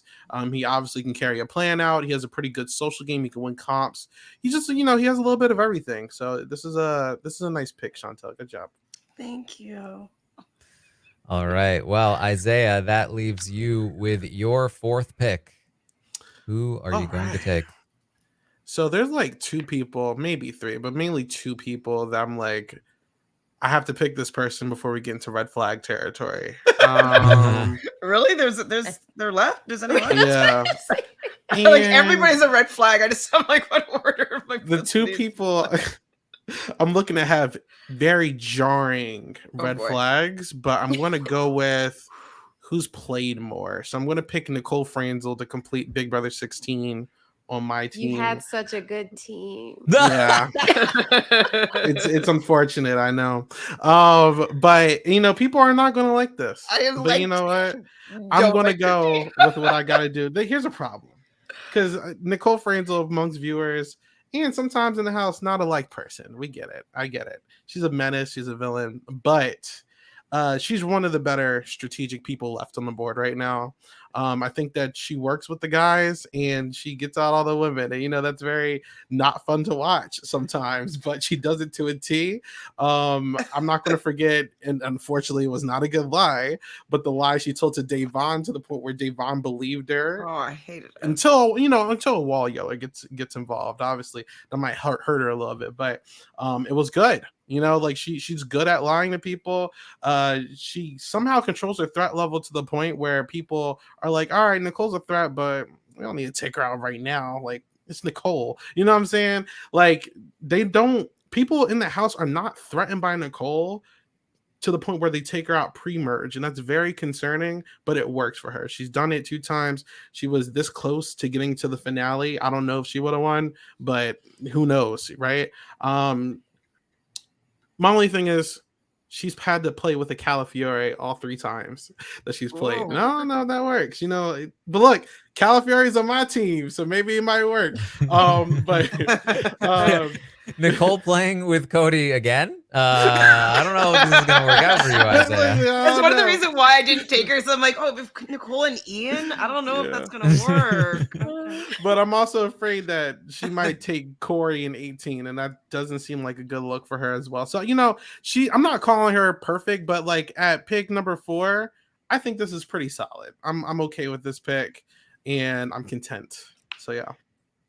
Yeah, in some ways, almost like the inverse of Casey, in that she is also just too loyal. That's one of her biggest flaws. But where Casey is like very social, very comp heavy, Nicole is very like strategic heavy, and has, you know, a decent amount of comp performance, and is I would say decent socially, not terrible, not like amazing either, but strategically very good.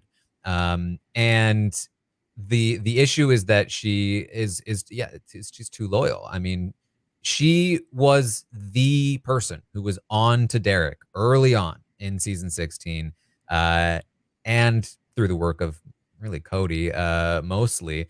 Was tricked into getting into an alliance with Derek and then trusted him too much after an initial instinct of not trusting him. And then that was really her downfall in season 16.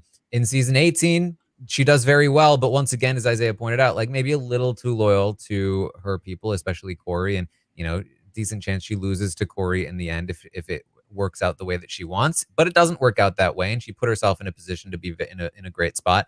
And then again in season 22, I mean, very good strategically, just put her trust in Cody too much, and let Cody kind of maneuver her around in a way that was not advantageous to her, and then ultimately got cut by him. So definitely some pretty significant flaws, but she's also somebody that you like put her in any season, and it's just like she's despite being too loyal, got that like killer in her that is going to like get her places in the game a lot of the time.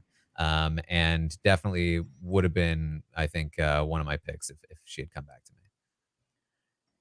Yeah, I guess from like the chat's response, I should have picked Franzel over Lisa Donahue. But I also, it's this likability. So sometimes just like enjoying people's gameplay, it really, really clouds me wanting to pick them for drafts. So you're very, very right though. Like she definitely is really strong strategically. She does do well every season that she's on. You know, you got the benefit for sure of her playing with a Califuria again. And I think that they'll be able to work together again, but she's just going to make sure she snakes him first if she has the chance to. So she is a good player, and I always have to be like, yeah, I know she's a good player. I just don't like watching her play. But yeah, it's a good pick. Yeah, boy. I agree. I mean, it's just, you know, it's not that, because yeah, okay, all over the place. Likability, yes, but I'm not saying I don't like her. It's just I liked her season 16. I did too. I really liked her season 16. It's just that we get that consistent, like, you know, you don't always need to have like someone on your arm to like, hey, this would be great.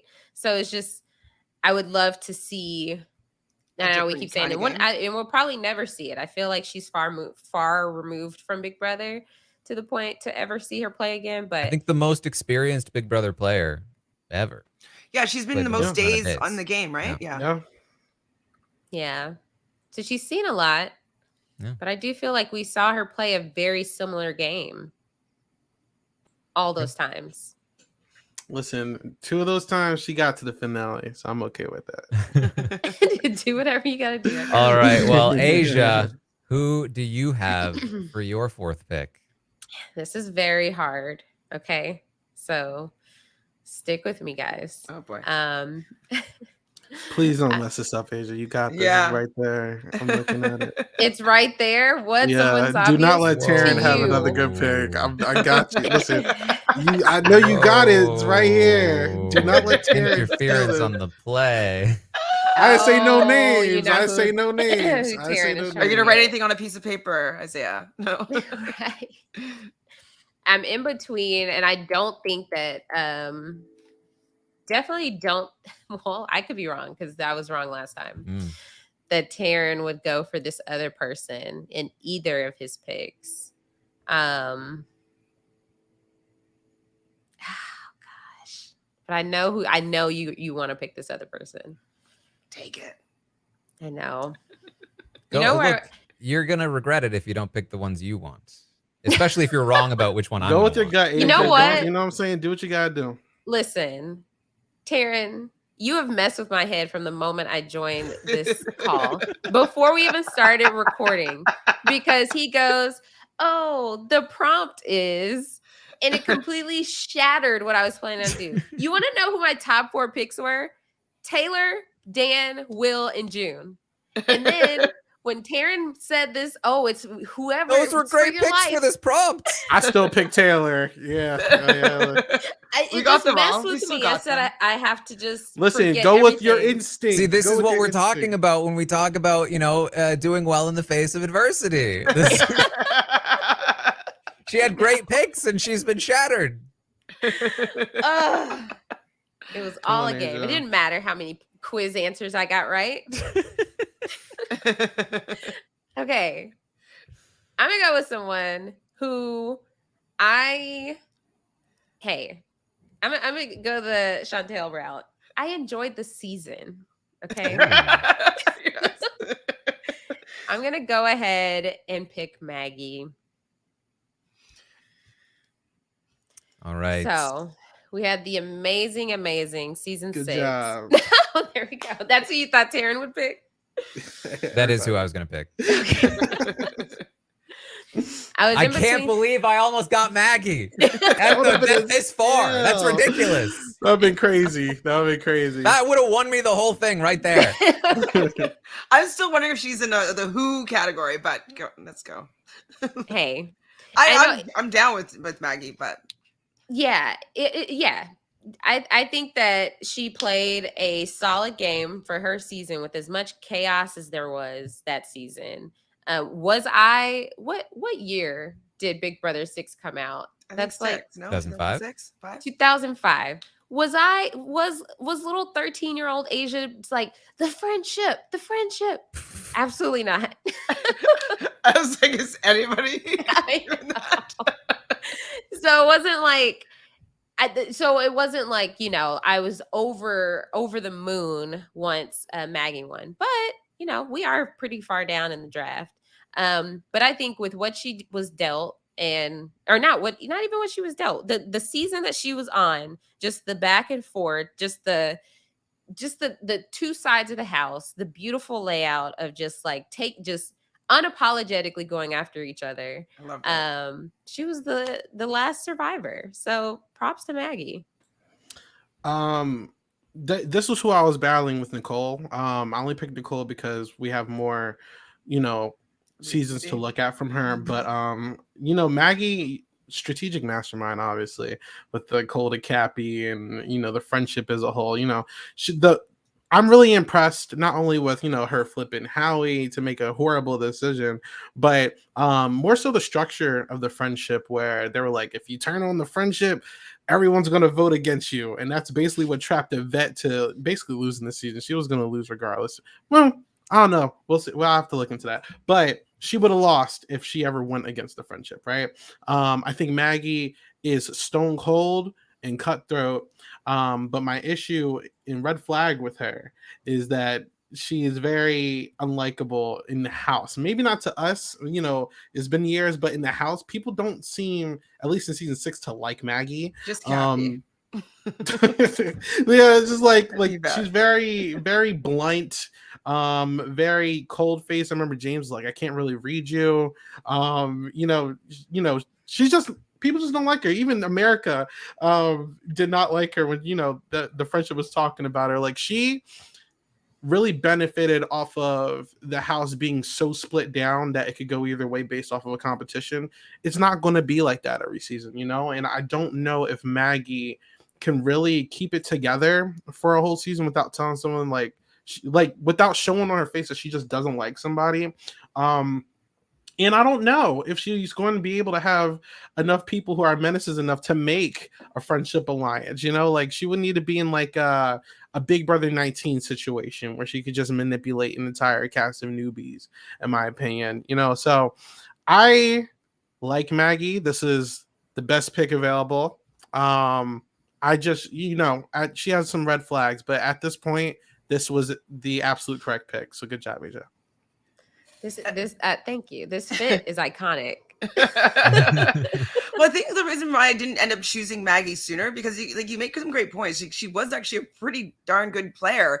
I think it's that because there was a divide and I wasn't on her side, that it really just made me not look at her game whatsoever, because I didn't want her to be in the final 2, much less win. So now I think that is actually an excellent pick, and she's a really good player. And I find your team interesting. I would like to see, we should do like a Brent Steele, so we can see how these teams play out, because I find it quite interesting. So good pick for right now.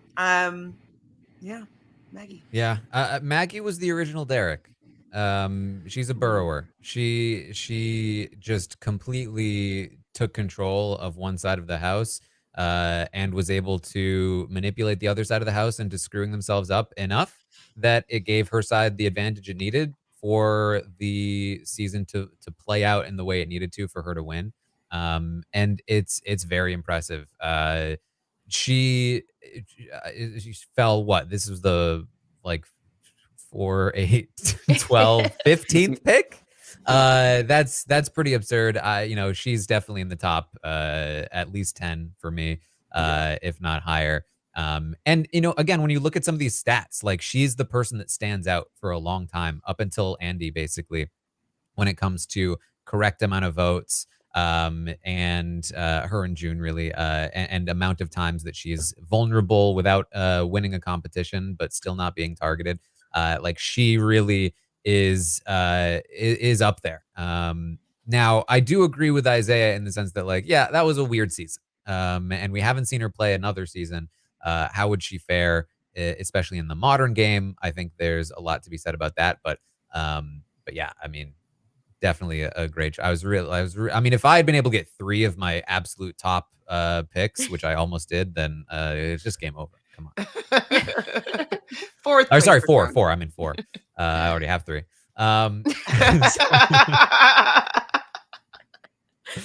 All right. Well, that means that I have the next 2 picks. Now, I do want to point out something that I was just realizing.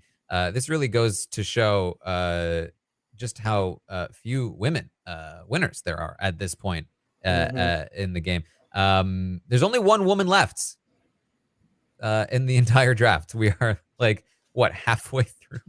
A little more than halfway. No, we're just a little more than halfway through. Do we have an update on who picked who? Real quick? Well, I'll 9 pick people 1 and then left. we'll update Okay, the board. And only 1 woman left. And Asia's really, I think, hogging all the women. She's 3, at least 3 women. So hold on, maybe I should just.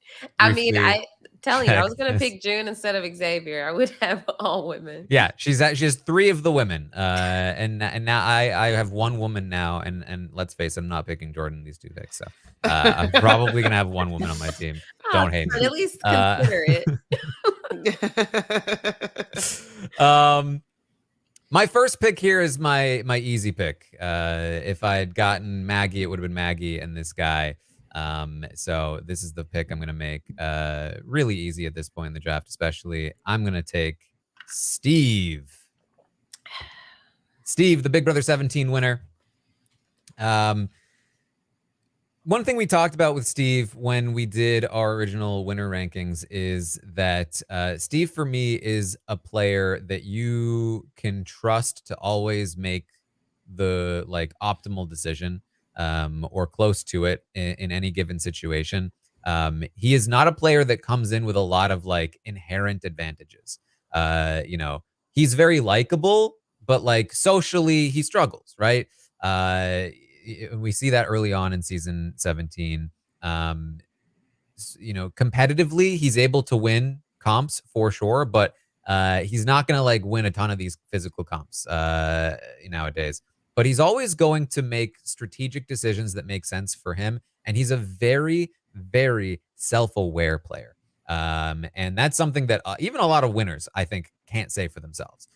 Steve is perfectly capable of understanding his strengths, his weaknesses, and what kinds of decisions he needs to make in order to succeed given his strengths and weaknesses. And that's why throughout season 17, I was always looking at him as like, this is the guy. He is the second best player on this season, and he will steal the win from Vanessa if she's not paying attention. And guess what? He snuck under her radar. And famously, she made that, candy, M&M, whatever it was, Skittles board, where she believed that Steve would take her to the end. And Steve, of course, knew, of course, I'm not taking Vanessa, but he was able to convince Vanessa that he would. And that was his game, right? Like, he really plays that like, oh, what did I do? Oh, man, well, shucks. And people bought it. And they loved him. I mean, Steve would have done really well. I mean, obviously Vanessa, would have beat him, but Steve would have beat pretty much anyone else at that point. People really liked Steve on the jury on a personal level. Even when he did betray them, they were like, "Oh, shucks, it's Steve." He has a lot going for him, and I think that while he, of course, has flaws to his game. He's definitely somebody I would have happily on my team here. Hey, if Maggie was already gone, Steve was next up on my list, and I can say it here because this was 8 years ago at this point. I picked Steve as my winner pick before anybody even knew who Steve was. Hey.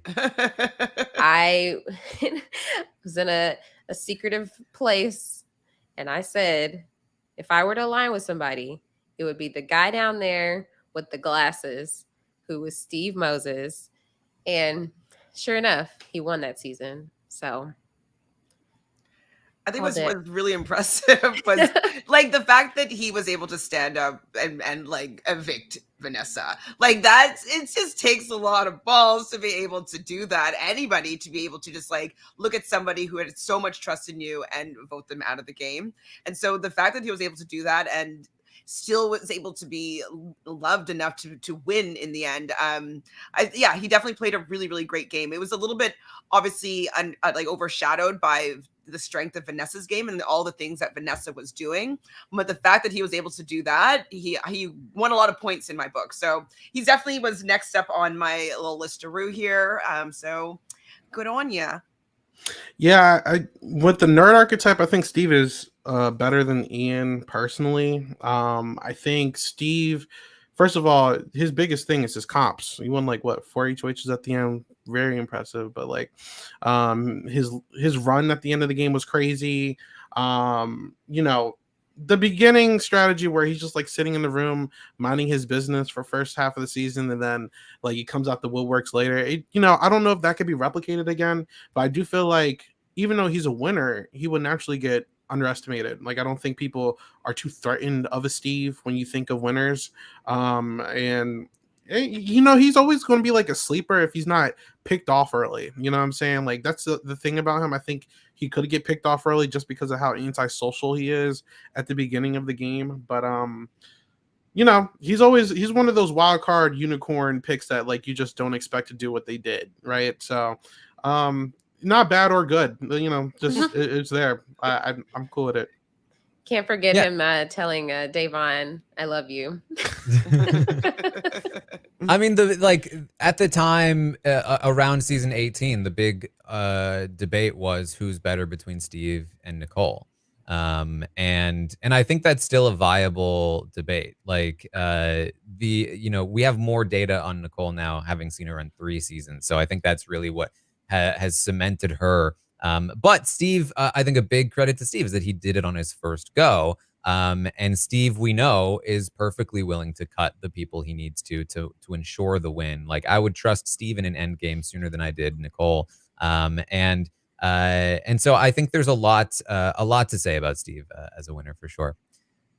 Okay, so let's take a look at the board as it stands. My team is Dan, June, Andy, and Steve. Aysha's team is Rachel, Xavier, Casey, and Maggie. Isaiah's team is Taylor, Derek, Cody, and Nicole. Chantel's team is Will, Ian, Lisa, and Hayden, with just 8 players left on the board. Those players are Eddie, Drew, Adam, Jackson, Boogie, Jordan, Josh, and Dick, Evil Dick. So that leaves me to my next pick. This is my last pick because the person after this Gifted to you is going to be left to me. And oh man, it's actually a tough one. These people are actually like really close to each other on my list. There's basically 3 people to choose from here. out of the 8, yeah.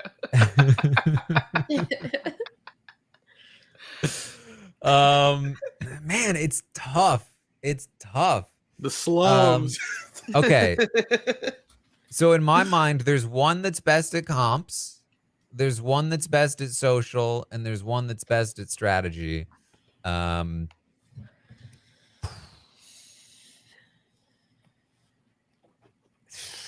One stands out too, but like I need the flaws. I get it. Yeah. I get it. Man, there's no good picks here. Here's the problem. I was so ready to come in here and make a case against this person. But this low on the list. Don't pick up, please. I think I have to pick.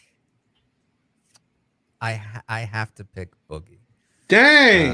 Yeah, I have to pick Boogie. I wanted him. I was hoping just to have to have him. I wanted him.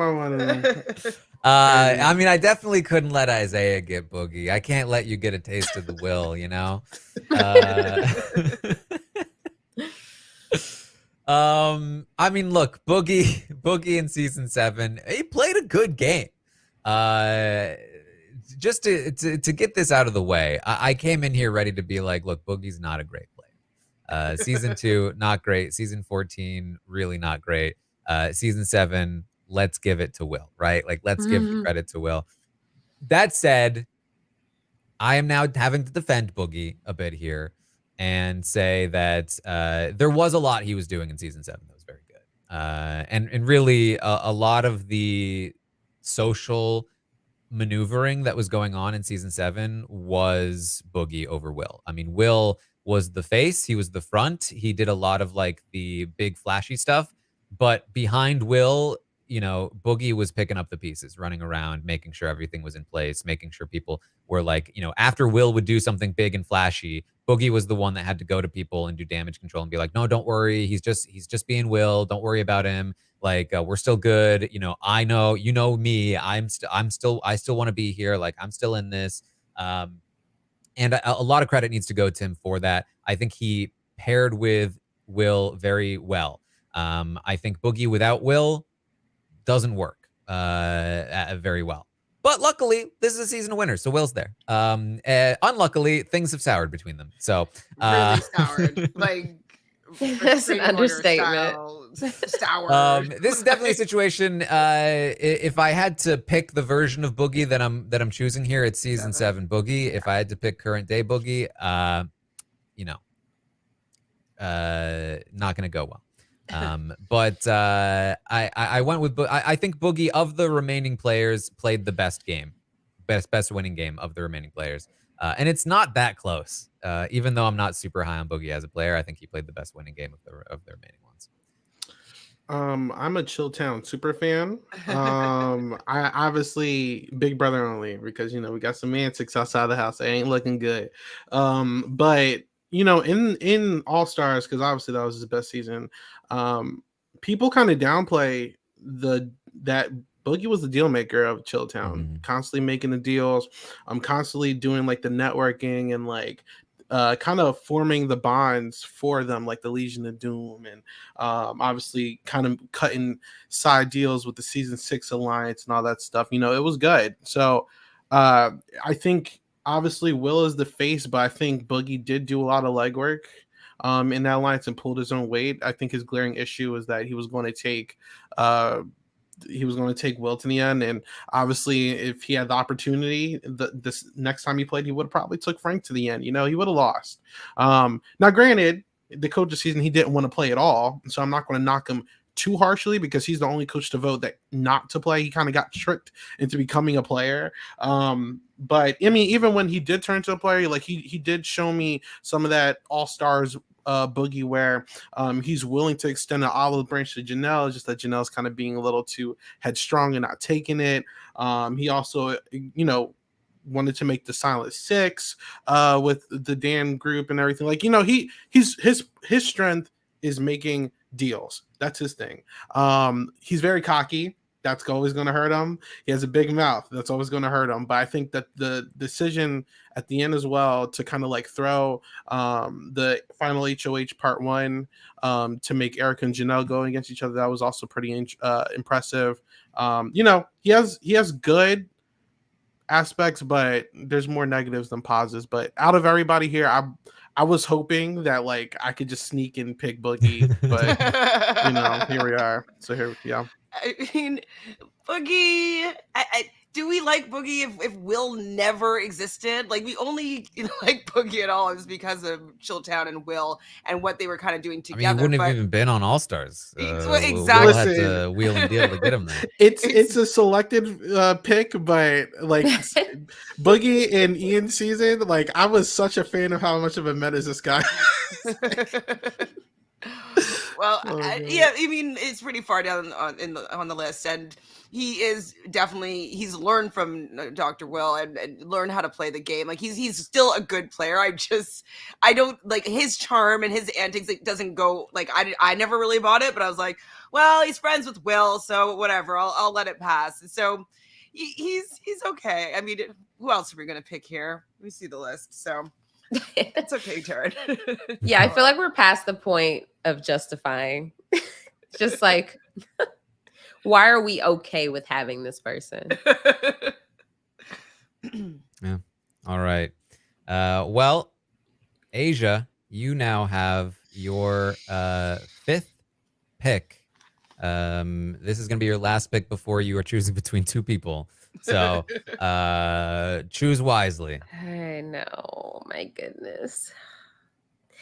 Okay, when I'm looking at who's left, okay, and I'm thinking about solely their Big Brother games. I'm thinking about the fact that they've won, which is all of them. Yeah, it's every single one of them. But also the fact that they played again and made it to Final Four. So I just got to go with Jordan. Okay. So I will take the last woman, okay? Wow, Aysha with 4 of the like 8 total women. Aysha is unhinged, man. Unhinged. So if y'all don't pick my team, I see y'all. No, I'm kidding. So yeah, with Jordan, I just feel like, so for one, we have not seen her play without her now husband.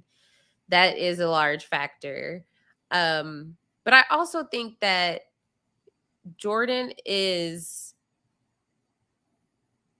so like sorry, like the longest pause ever. The audio listeners like going to be like, I can't believe you stole Maggie from me and then didn't steal the person that Isaiah is going to pick.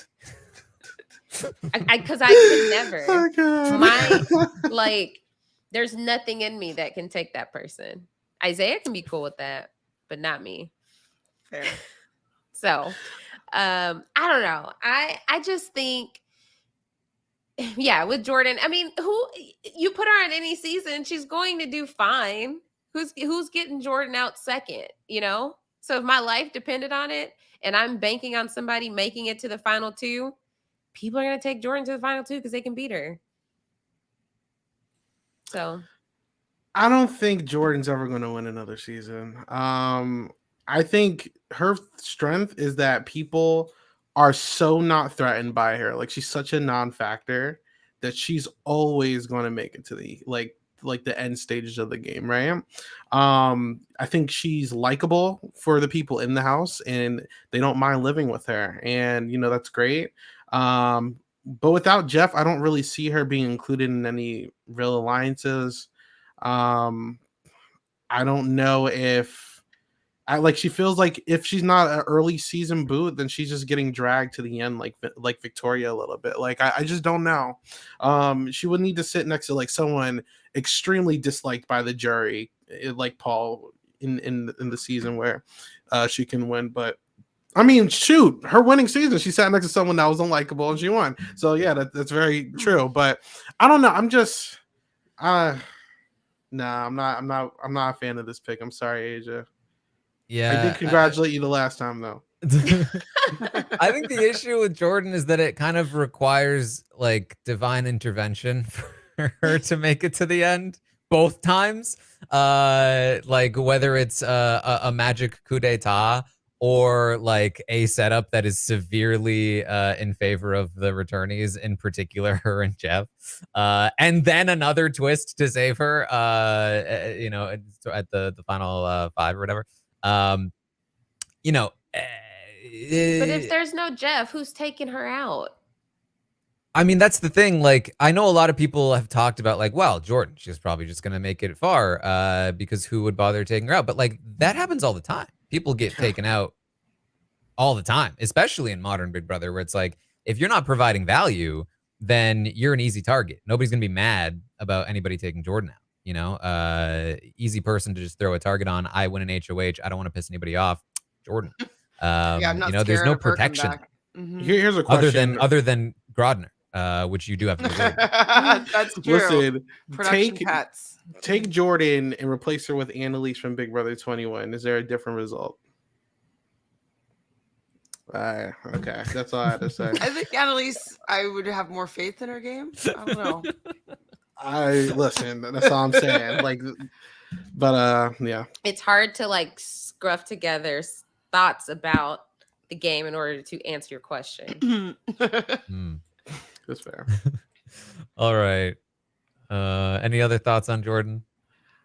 I don't know. I liked her as a character, as a person. She was just kind of playing in her archetype, her role, and so she was entertaining in that way. But I never saw her as a strategic player or like a winner that I was like, oh my gosh, what a great win. Like, I don't even really think of her when I think of all the different winners. So the fact that we're choosing between her, I'm like, oh yeah, you're right. She did win. So that's kind of how I feel about her. She did win. She did. Yeah, there's only one other winner that was helped more by production. A winner will go unnamed currently. So Isaiah, you have the next pick with his little pick. I'm taking Drew Daniel. Yeah. Okay. Taking Drew. Also, you couldn't have stolen Drew from Isaiah here. I spoke earlier about the all-around player. We got Hayden, Cody, Casey, and this is the last person there. We got Drew. I think Drew all around is another guy, at least from what we've seen, that the ladies want to be around. That the guys want to be around. Everybody wants to be Drew's friend. Drew is included in the 4 Horsemen, and then obviously it crashes and burns. And guess who's the one person to survive? Drew. Drew is the one to cut his showmance at the end. Diane, I think he can win his competitions. He has a pretty solid strategic mind. I'm not going to call it amazing or anything, but it's solid. My issue with Drew is I think he is very gullible and a little bit too impulsive. And I think specifically where, Marvin kissed Diane, and then now he's targeting Diane and Marvin for the rest of the season. No, adjustment whatsoever. And I'm just like there was so much gas on Drew when I first heard about him, and I finally watched 5, and I was just like, huh? So, he's fine. Fun season. It's okay. I mean, 5 was like my first live season, and I enjoyed it. Yeah. I mean, he's out of what's available, he's solid. I think any of the all-around players, those 4 people I mentioned, there's no specific way to draft them. Like, you can draft them anywhere and they're a good pick. Especially with what's left on the board. Yeah, this is definitely a steal here. So taking Drew. Yeah, Drew is basically Casey, but less physical, more cutthroat, and more hot-headed. Yeah. Like, he's got the cutthroatedness that Casey lacks, but with that comes the flaws of not being as good at comps, even though he was good at comps. She's just really good at comps. And also not as even keeled as Casey. Definitely like lost his temper here and there. But that's in comparison to Casey, who is typically very even keeled. So yeah, he's fine. He is fine. Being about halfway through the BB5 blockumentary, going through the live feeds, like, there were things he did that I liked. There were things he did that I didn't like. I think a big thing that I'm learning about Drew is that his game doesn't feel very intentional. It feels very like instinctual. It feels very like like, I like this over here, I'm gonna do this. Oh wait, it's better over here. And his instincts aren't bad, which is why he kind of maneuvers through the game in the way that he does. But he's not somebody that I would want to rely on. If my life was on the line, Drew would not be my pick for sure. He is the person that I would have chosen instead of Boogie.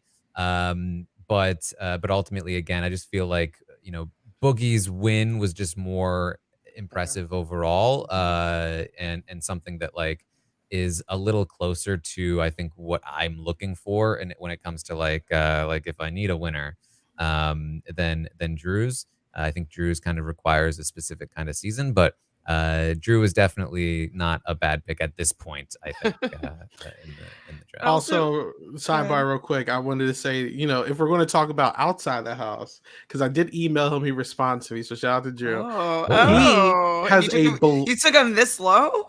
Listen, he has a blog, and he still watches Big Brother to this day, and he talks about it. Wow, I didn't know. He still that. breaks down strategy and stuff. Yeah, so he still watches the show. So maybe on his blog, he breaks down the strategy. Yeah, up to Big Brother 24. That's he still talks about it. So yeah. I mean, I would like to see him play again. I remember I was just really mad at him with what he did to Diana. I was like, no, that's so evil. Don't do that. It was just so hurtful for poor Diane. But I don't fully remember his game because I haven't done a rewatch. Well, I did like a half rewatch of that season, and it was a long time ago, but I think for where we are in the draft, I think he's a pretty good pick. He's who I would have taken next. I thought that you were going to go a little bit more down the toxic route, and I think was going to get him by default. But it seems as that is not the case. I will not have Drew on my team. Yeah, a lot of people remember him cutting Diane for the win. As the trivia mentioned, a lot of people don't remember that he almost lost to Cowboy. Right. Which does not speak very highly of his winning ability in injury. Right. All right. So that means, Chantele, you have the next 2 picks. Do I just go toxic heavy? They're all toxic. Like heavy. Outside of Eddie.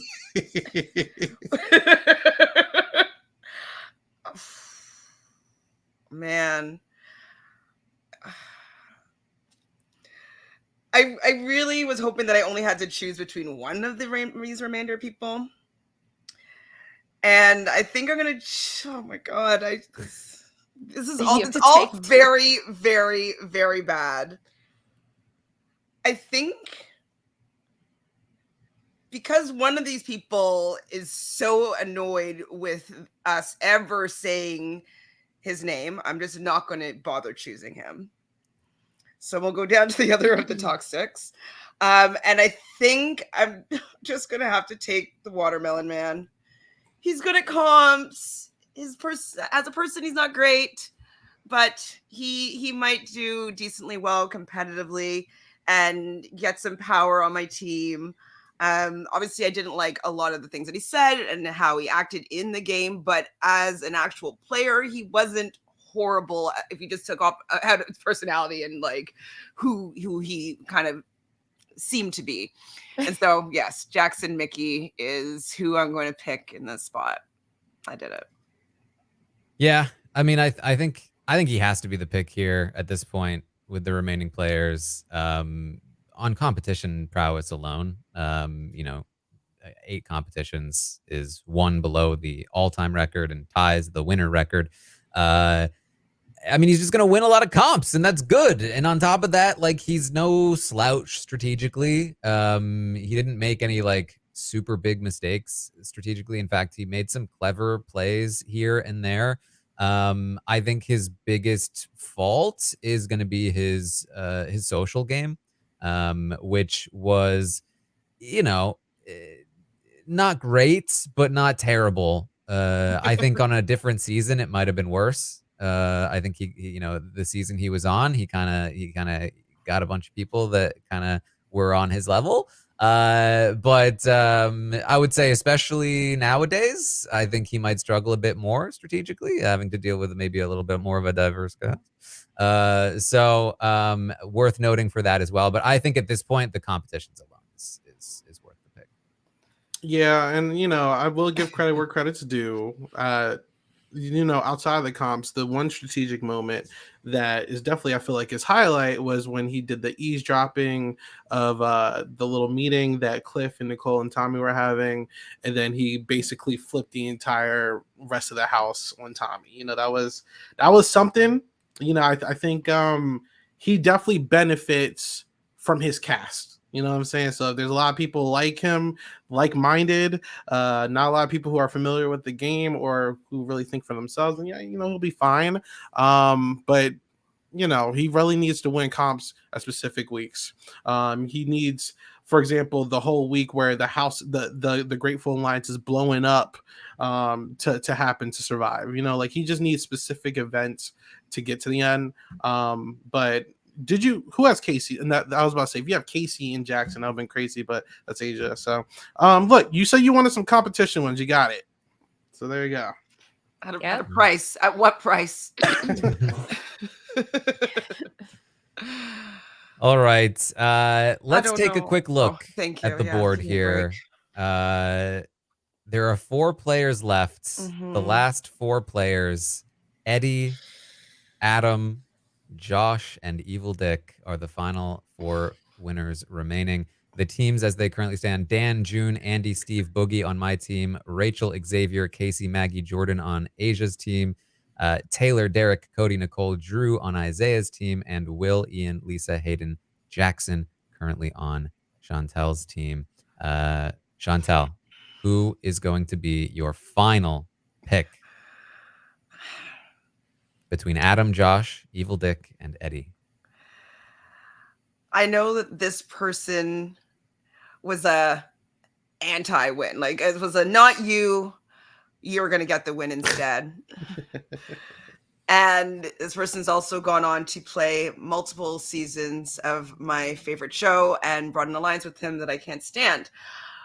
But out of the people that are left in this game, I think I got to go with Josh Martinez. I think I do. Mr. Pots and Pans man himself. As much as I didn't particularly enjoy his original season, I do think that he is actually okay strategically. And if he has Casey on the season with him, I feel like they actually have been working well together. They're pretty much best friends, and they have been strategizing together. He's kind of the glue in the challenge for the Big Brother players. And so he's able to get a team together. And he's probably learned that from working on his first season, having such a big alliance that he was a part of. So as much as like, I don't think that he's the greatest of game players, I think out of who's left, I'm going to have to take him because he might be okay strategically. I mean, sorry, socially. I mean, if he's gonna go around banging pots and pans, like, it's not gonna fly. He's right? not gonna do that this time. But listen, it's the bottom of the list. You know, we got to do what we got to do. But no, I mean, he did something right, which is you know, the diary room expose. You know, that's his claim to fame. You know, and it worked. Obviously, this is another case likely, so where it's like, is it a win that you earn, or is it more so of a mistake the person you sat next to did? And, you know, he made some mistakes. He made a lot of mistakes, probably one of the worst jury management, but the votes for him were against the next person. So you can't say too much about it. I do think something that does work for him is that Josh will always be seen as a non-factor. And I think he's going to survive for a while, as long as people don't get too annoyed for him. And he has been working out. He kind of would have been the first one out, right? If not for the... I think of All Stars though. Like, if he did get an All Stars, you got Tyler, Christmas, and who was and Casey. If that worked out, they were trying to be something, you know. True. And yes, he would have had an alliance coming in. Yeah, you never know. So you know, out of the last 4, I don't think there's any right or wrong picks here. Yeah, meatballs. So there you go. Yeah, I mean, my only thing about Josh is that to me, like, I like Josh. I think he's fun. I think that season 19 is maybe like the only set of circumstances in a row where he would have won. Like, I just have a hard time imagining any other season that he wins. Both in terms of getting to the end and in terms of winning a jury vote.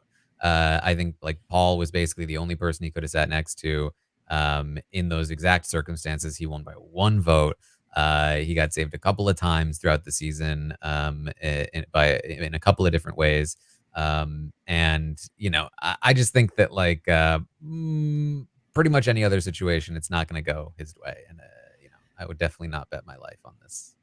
No? But, you know, what choices do you have? Right. Yeah, I right. have no words. Like nothing against Josh. It's just like he is.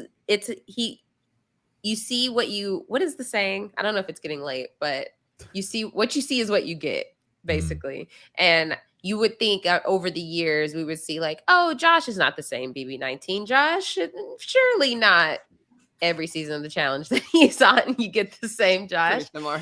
Yeah, so I'm curious to see in future seasons if anything has changed. He has been, refocusing on him. Like he's been in the gym heavy. He's gotten really into, I guess, CrossFit.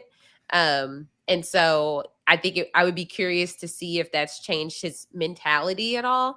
But yeah, Josh is always going to be chaos wherever he goes, I think. All right. Well, that means that Isaiah has the next pick between Adam, Evil Dick, and Eddie. Oh, okay. I'm looking at two things right now. My life is very precious. Do I go chaotic here? Like, Ooh. I don't know. Any pick here would be pretty chaotic. There's two, but like I'm not familiar with one of you. So season 9 guy, I'm gonna go with Eddie, what I know. So I'm gonna pick a baller. I'm going Adam Jasinski. He has two legs. That's my thing. Whoa. But that's the thing. That's real. That's the thing. Right now. Hey, Christmas made it to the final three. I was thinking about that. If anything, it's an advantage. But a baller, he's very sporadic. He says a lot of crazy stuff. Granted, I hope, the time that he spent behind bars, maybe, things change. I listened to the interview a little bit. But 8Ball is picking the A-baller here because, towards the end, I think he got invited to a lot of, well, not even invited. He kind of formed a lot of the alliances that kind of ran the end game. It was him and Ryan. They got involved with Team Christ. They made a final two with each other. They had side deals with Sheila. There's something, right? Where like the other two, there's Dick, where he got some production interference, and then you got Eddie, where I'm not familiar with Eddie at all, but he's not going to be able to do some challenges. So I feel like Adam is the safest pick here because he shows some strategic prowess, and he didn't need Prod to basically like bail him out. You know what I'm saying? Like I'm more comfortable at picking Adam than the other two here, so I am going to pick Adam. Yeah, I mean, I think Adam would have been my pick of the four, really. I think that his game is the closest to like a typical how it might play out. Like he actually got in there with some strategy by the end for sure. I think the only issue is that like similar to Josh, like it kind of had to be season 9. Like this guy's not finding the same level of success on a season that's not season 9. Like this guy, if he's on any other season saying the stuff that he's saying, like he's ostracized. I mean, he was ostracized on this season. But like I think it took this particular crowd. But at least he was in there like with some strategy, moving things around, making deals, stuff like that. It was a winter season, and I remember it was just so odd when I was watching it that like it's just a forgotten season in my mind. So I remember little bits and pieces, but like I don't remember him at all. I remember things after the game, but I don't remember his game. You don't remember Team Christ? I just remember him and Sheila.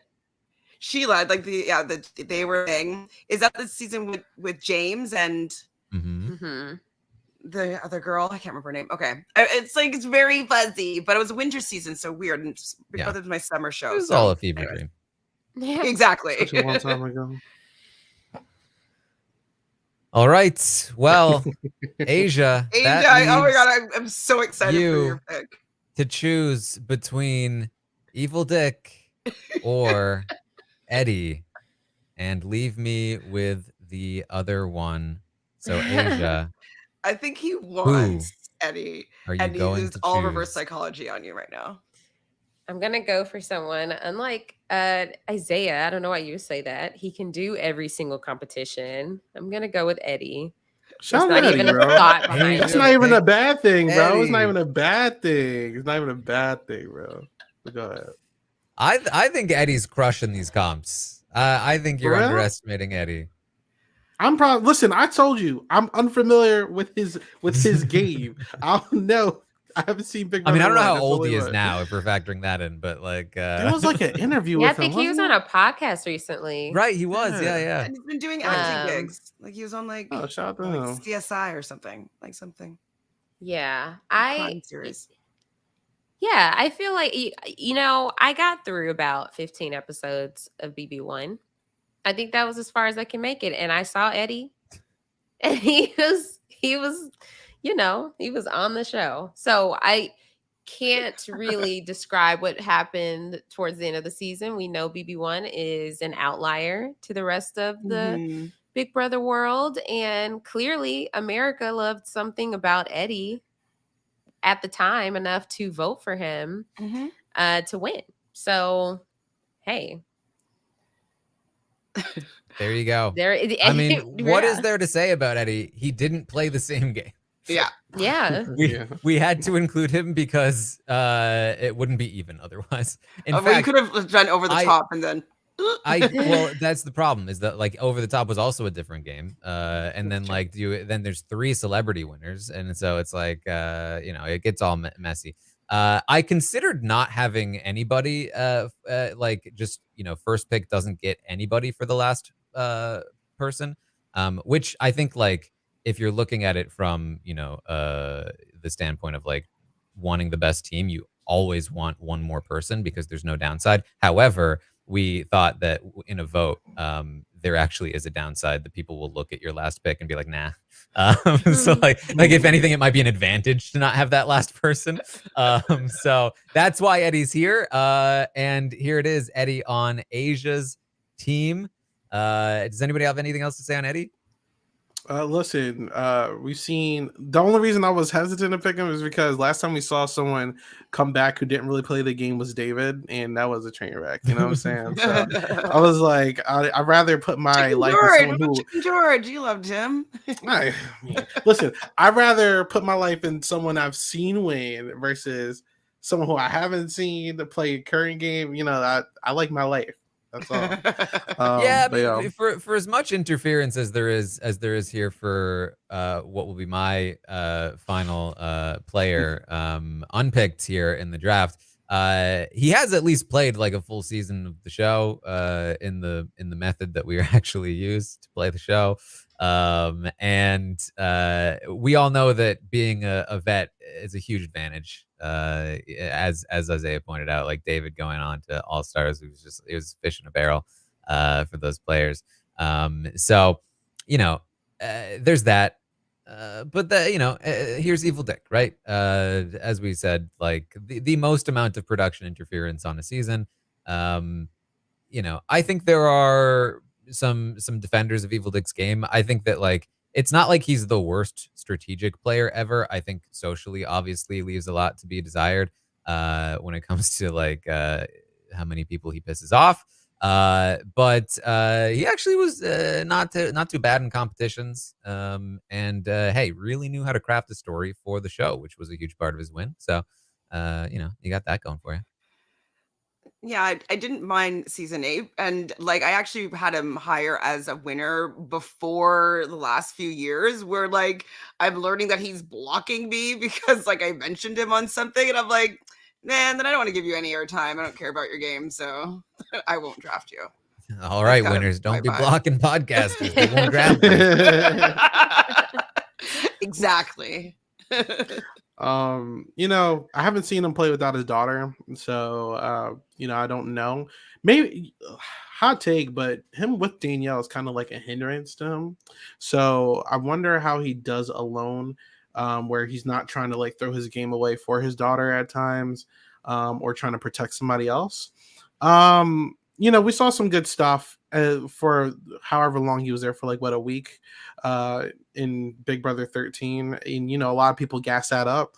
That being said, we never really saw him have a blow up because we know how Dick is. We haven't seen him, be challenged. Like, I can imagine a couple people in that season challenging him and then all hell go breaking loose, So there's that. And I think the most impressive thing for him is, he can actually win some competitions, especially I think of the rope when he's holding down to it on the final HOH. Like, he's not terrible, but I don't see him ever winning another season. I just don't. Another case of sitting next to someone who's equally unlikable to a jury, and which one would they rather give money to? People just did not rock with Danielle like that. So, also I really think, young at the time too. Yeah, that's all. So, there's pros and there's cons, but I think the cons outweigh the pros here. Yeah. All right. Well, congrats, Taran. There it is. There it is. That is the draft. And these are the final standings for the teams. On my team, the GOAT, Dan Giesling. June, Andy. I mean, what a top three. Steve, Boogie, and Evil Dick. On Asia's team, you have Rachel, Woo. Xavier, Woohoo. Casey, Maggie, Jordan, and Eddie. Guys, a solid, when you look at my team, think solid team. That's what my team is. Your fourth pick is my top pick of your team.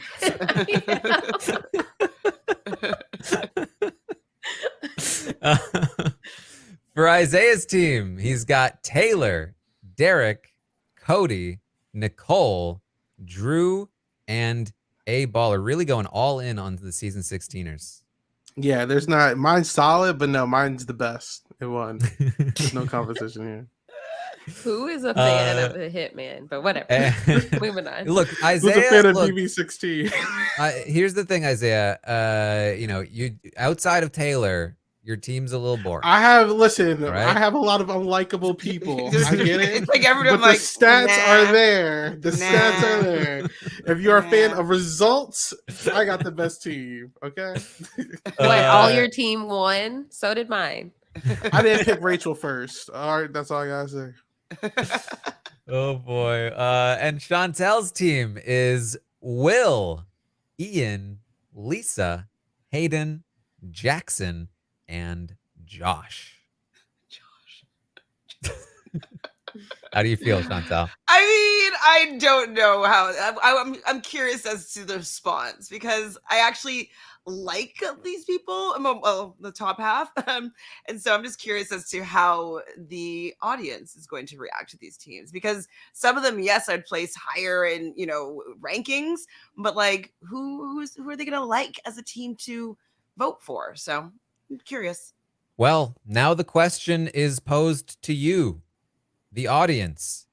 Your life is on the line, and you have to choose one of these teams in order to live.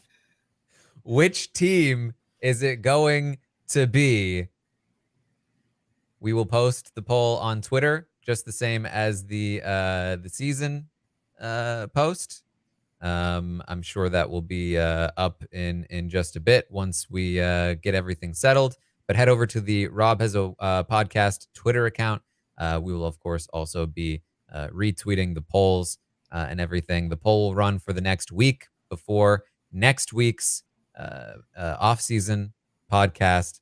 I believe I can announce now that next season we will be doing another draft, and what we are going to do next week. We're going to do another draft. Sorry, I'm looking for the thing. Next week we are going to be drafting Big Brother Twists. Woo! Battle of the Block, baby. Big Brother Twists. Oh my God, Taran. You're going to have a favorite twist? Which are the best? Which are the worst? Find out next week. We'll be drafting the twists and revealing the results of this week's draft as well, as we determine who has the best team of winners. So that is what we have for you this week. Thank you all so much for joining us here. If you want to find me, I am, of course, on Twitch, twitch.tv/Taran Armstrong. You can find me on Twitter at Armstrong Taran. I will be retweeting the post with the poll, as well as the Rob is a Podcast Twitter account will be posting that. So make sure you check those out. I'm currently watching a fun show on YouTube called Jetlag over on Twitch. If you want to check that out, playing some Goose Duck and Fall Guys and stuff like that. Aysha, what do you got going on? Yeah, everything I'm doing really is over on the Love at First Sight feed, where if you did not watch the Ultimatum Queer Love, you are missing out. This season was amazing. I talked about it with Mary Kwiatkowski and Dr. Evie Jagoda, so we had a great time. We had a couple of great guests through the season, so definitely go check that out. The season is complete, so it's all there for your listening pleasure, as well as my coverage of the show Married at First Sight with my co-host Jason Reed. And yeah, you can follow me on all social media at Aysha Like Aysha. That's AYSHA like ASIA. All right, Chantele, how about you? You can find me at Shanfriend on Instagram. That has all my socials there, or on YouTube on my channel, Reality Realness with 3 S's. All right, and Isaiah? You can find me on all socials at 8Ball Bangers. And you can also find me podcasting, obviously, during the Big Brother season, but also on my other platform, Silent Podcast, where I'm doing off-season content as well. I made a fictional heroes versus villains for Big Brother cast. It was very fun. So check it out. But thanks. All right. Well, thank you all so much for joining me here. And thank you to the audience for spending 3 hours with us talking about Big Brother winners. Make sure you head over to Twitter to vote in the poll to decide which team has the best winners. And until next time, thank you all so much. And we'll see you for some twists.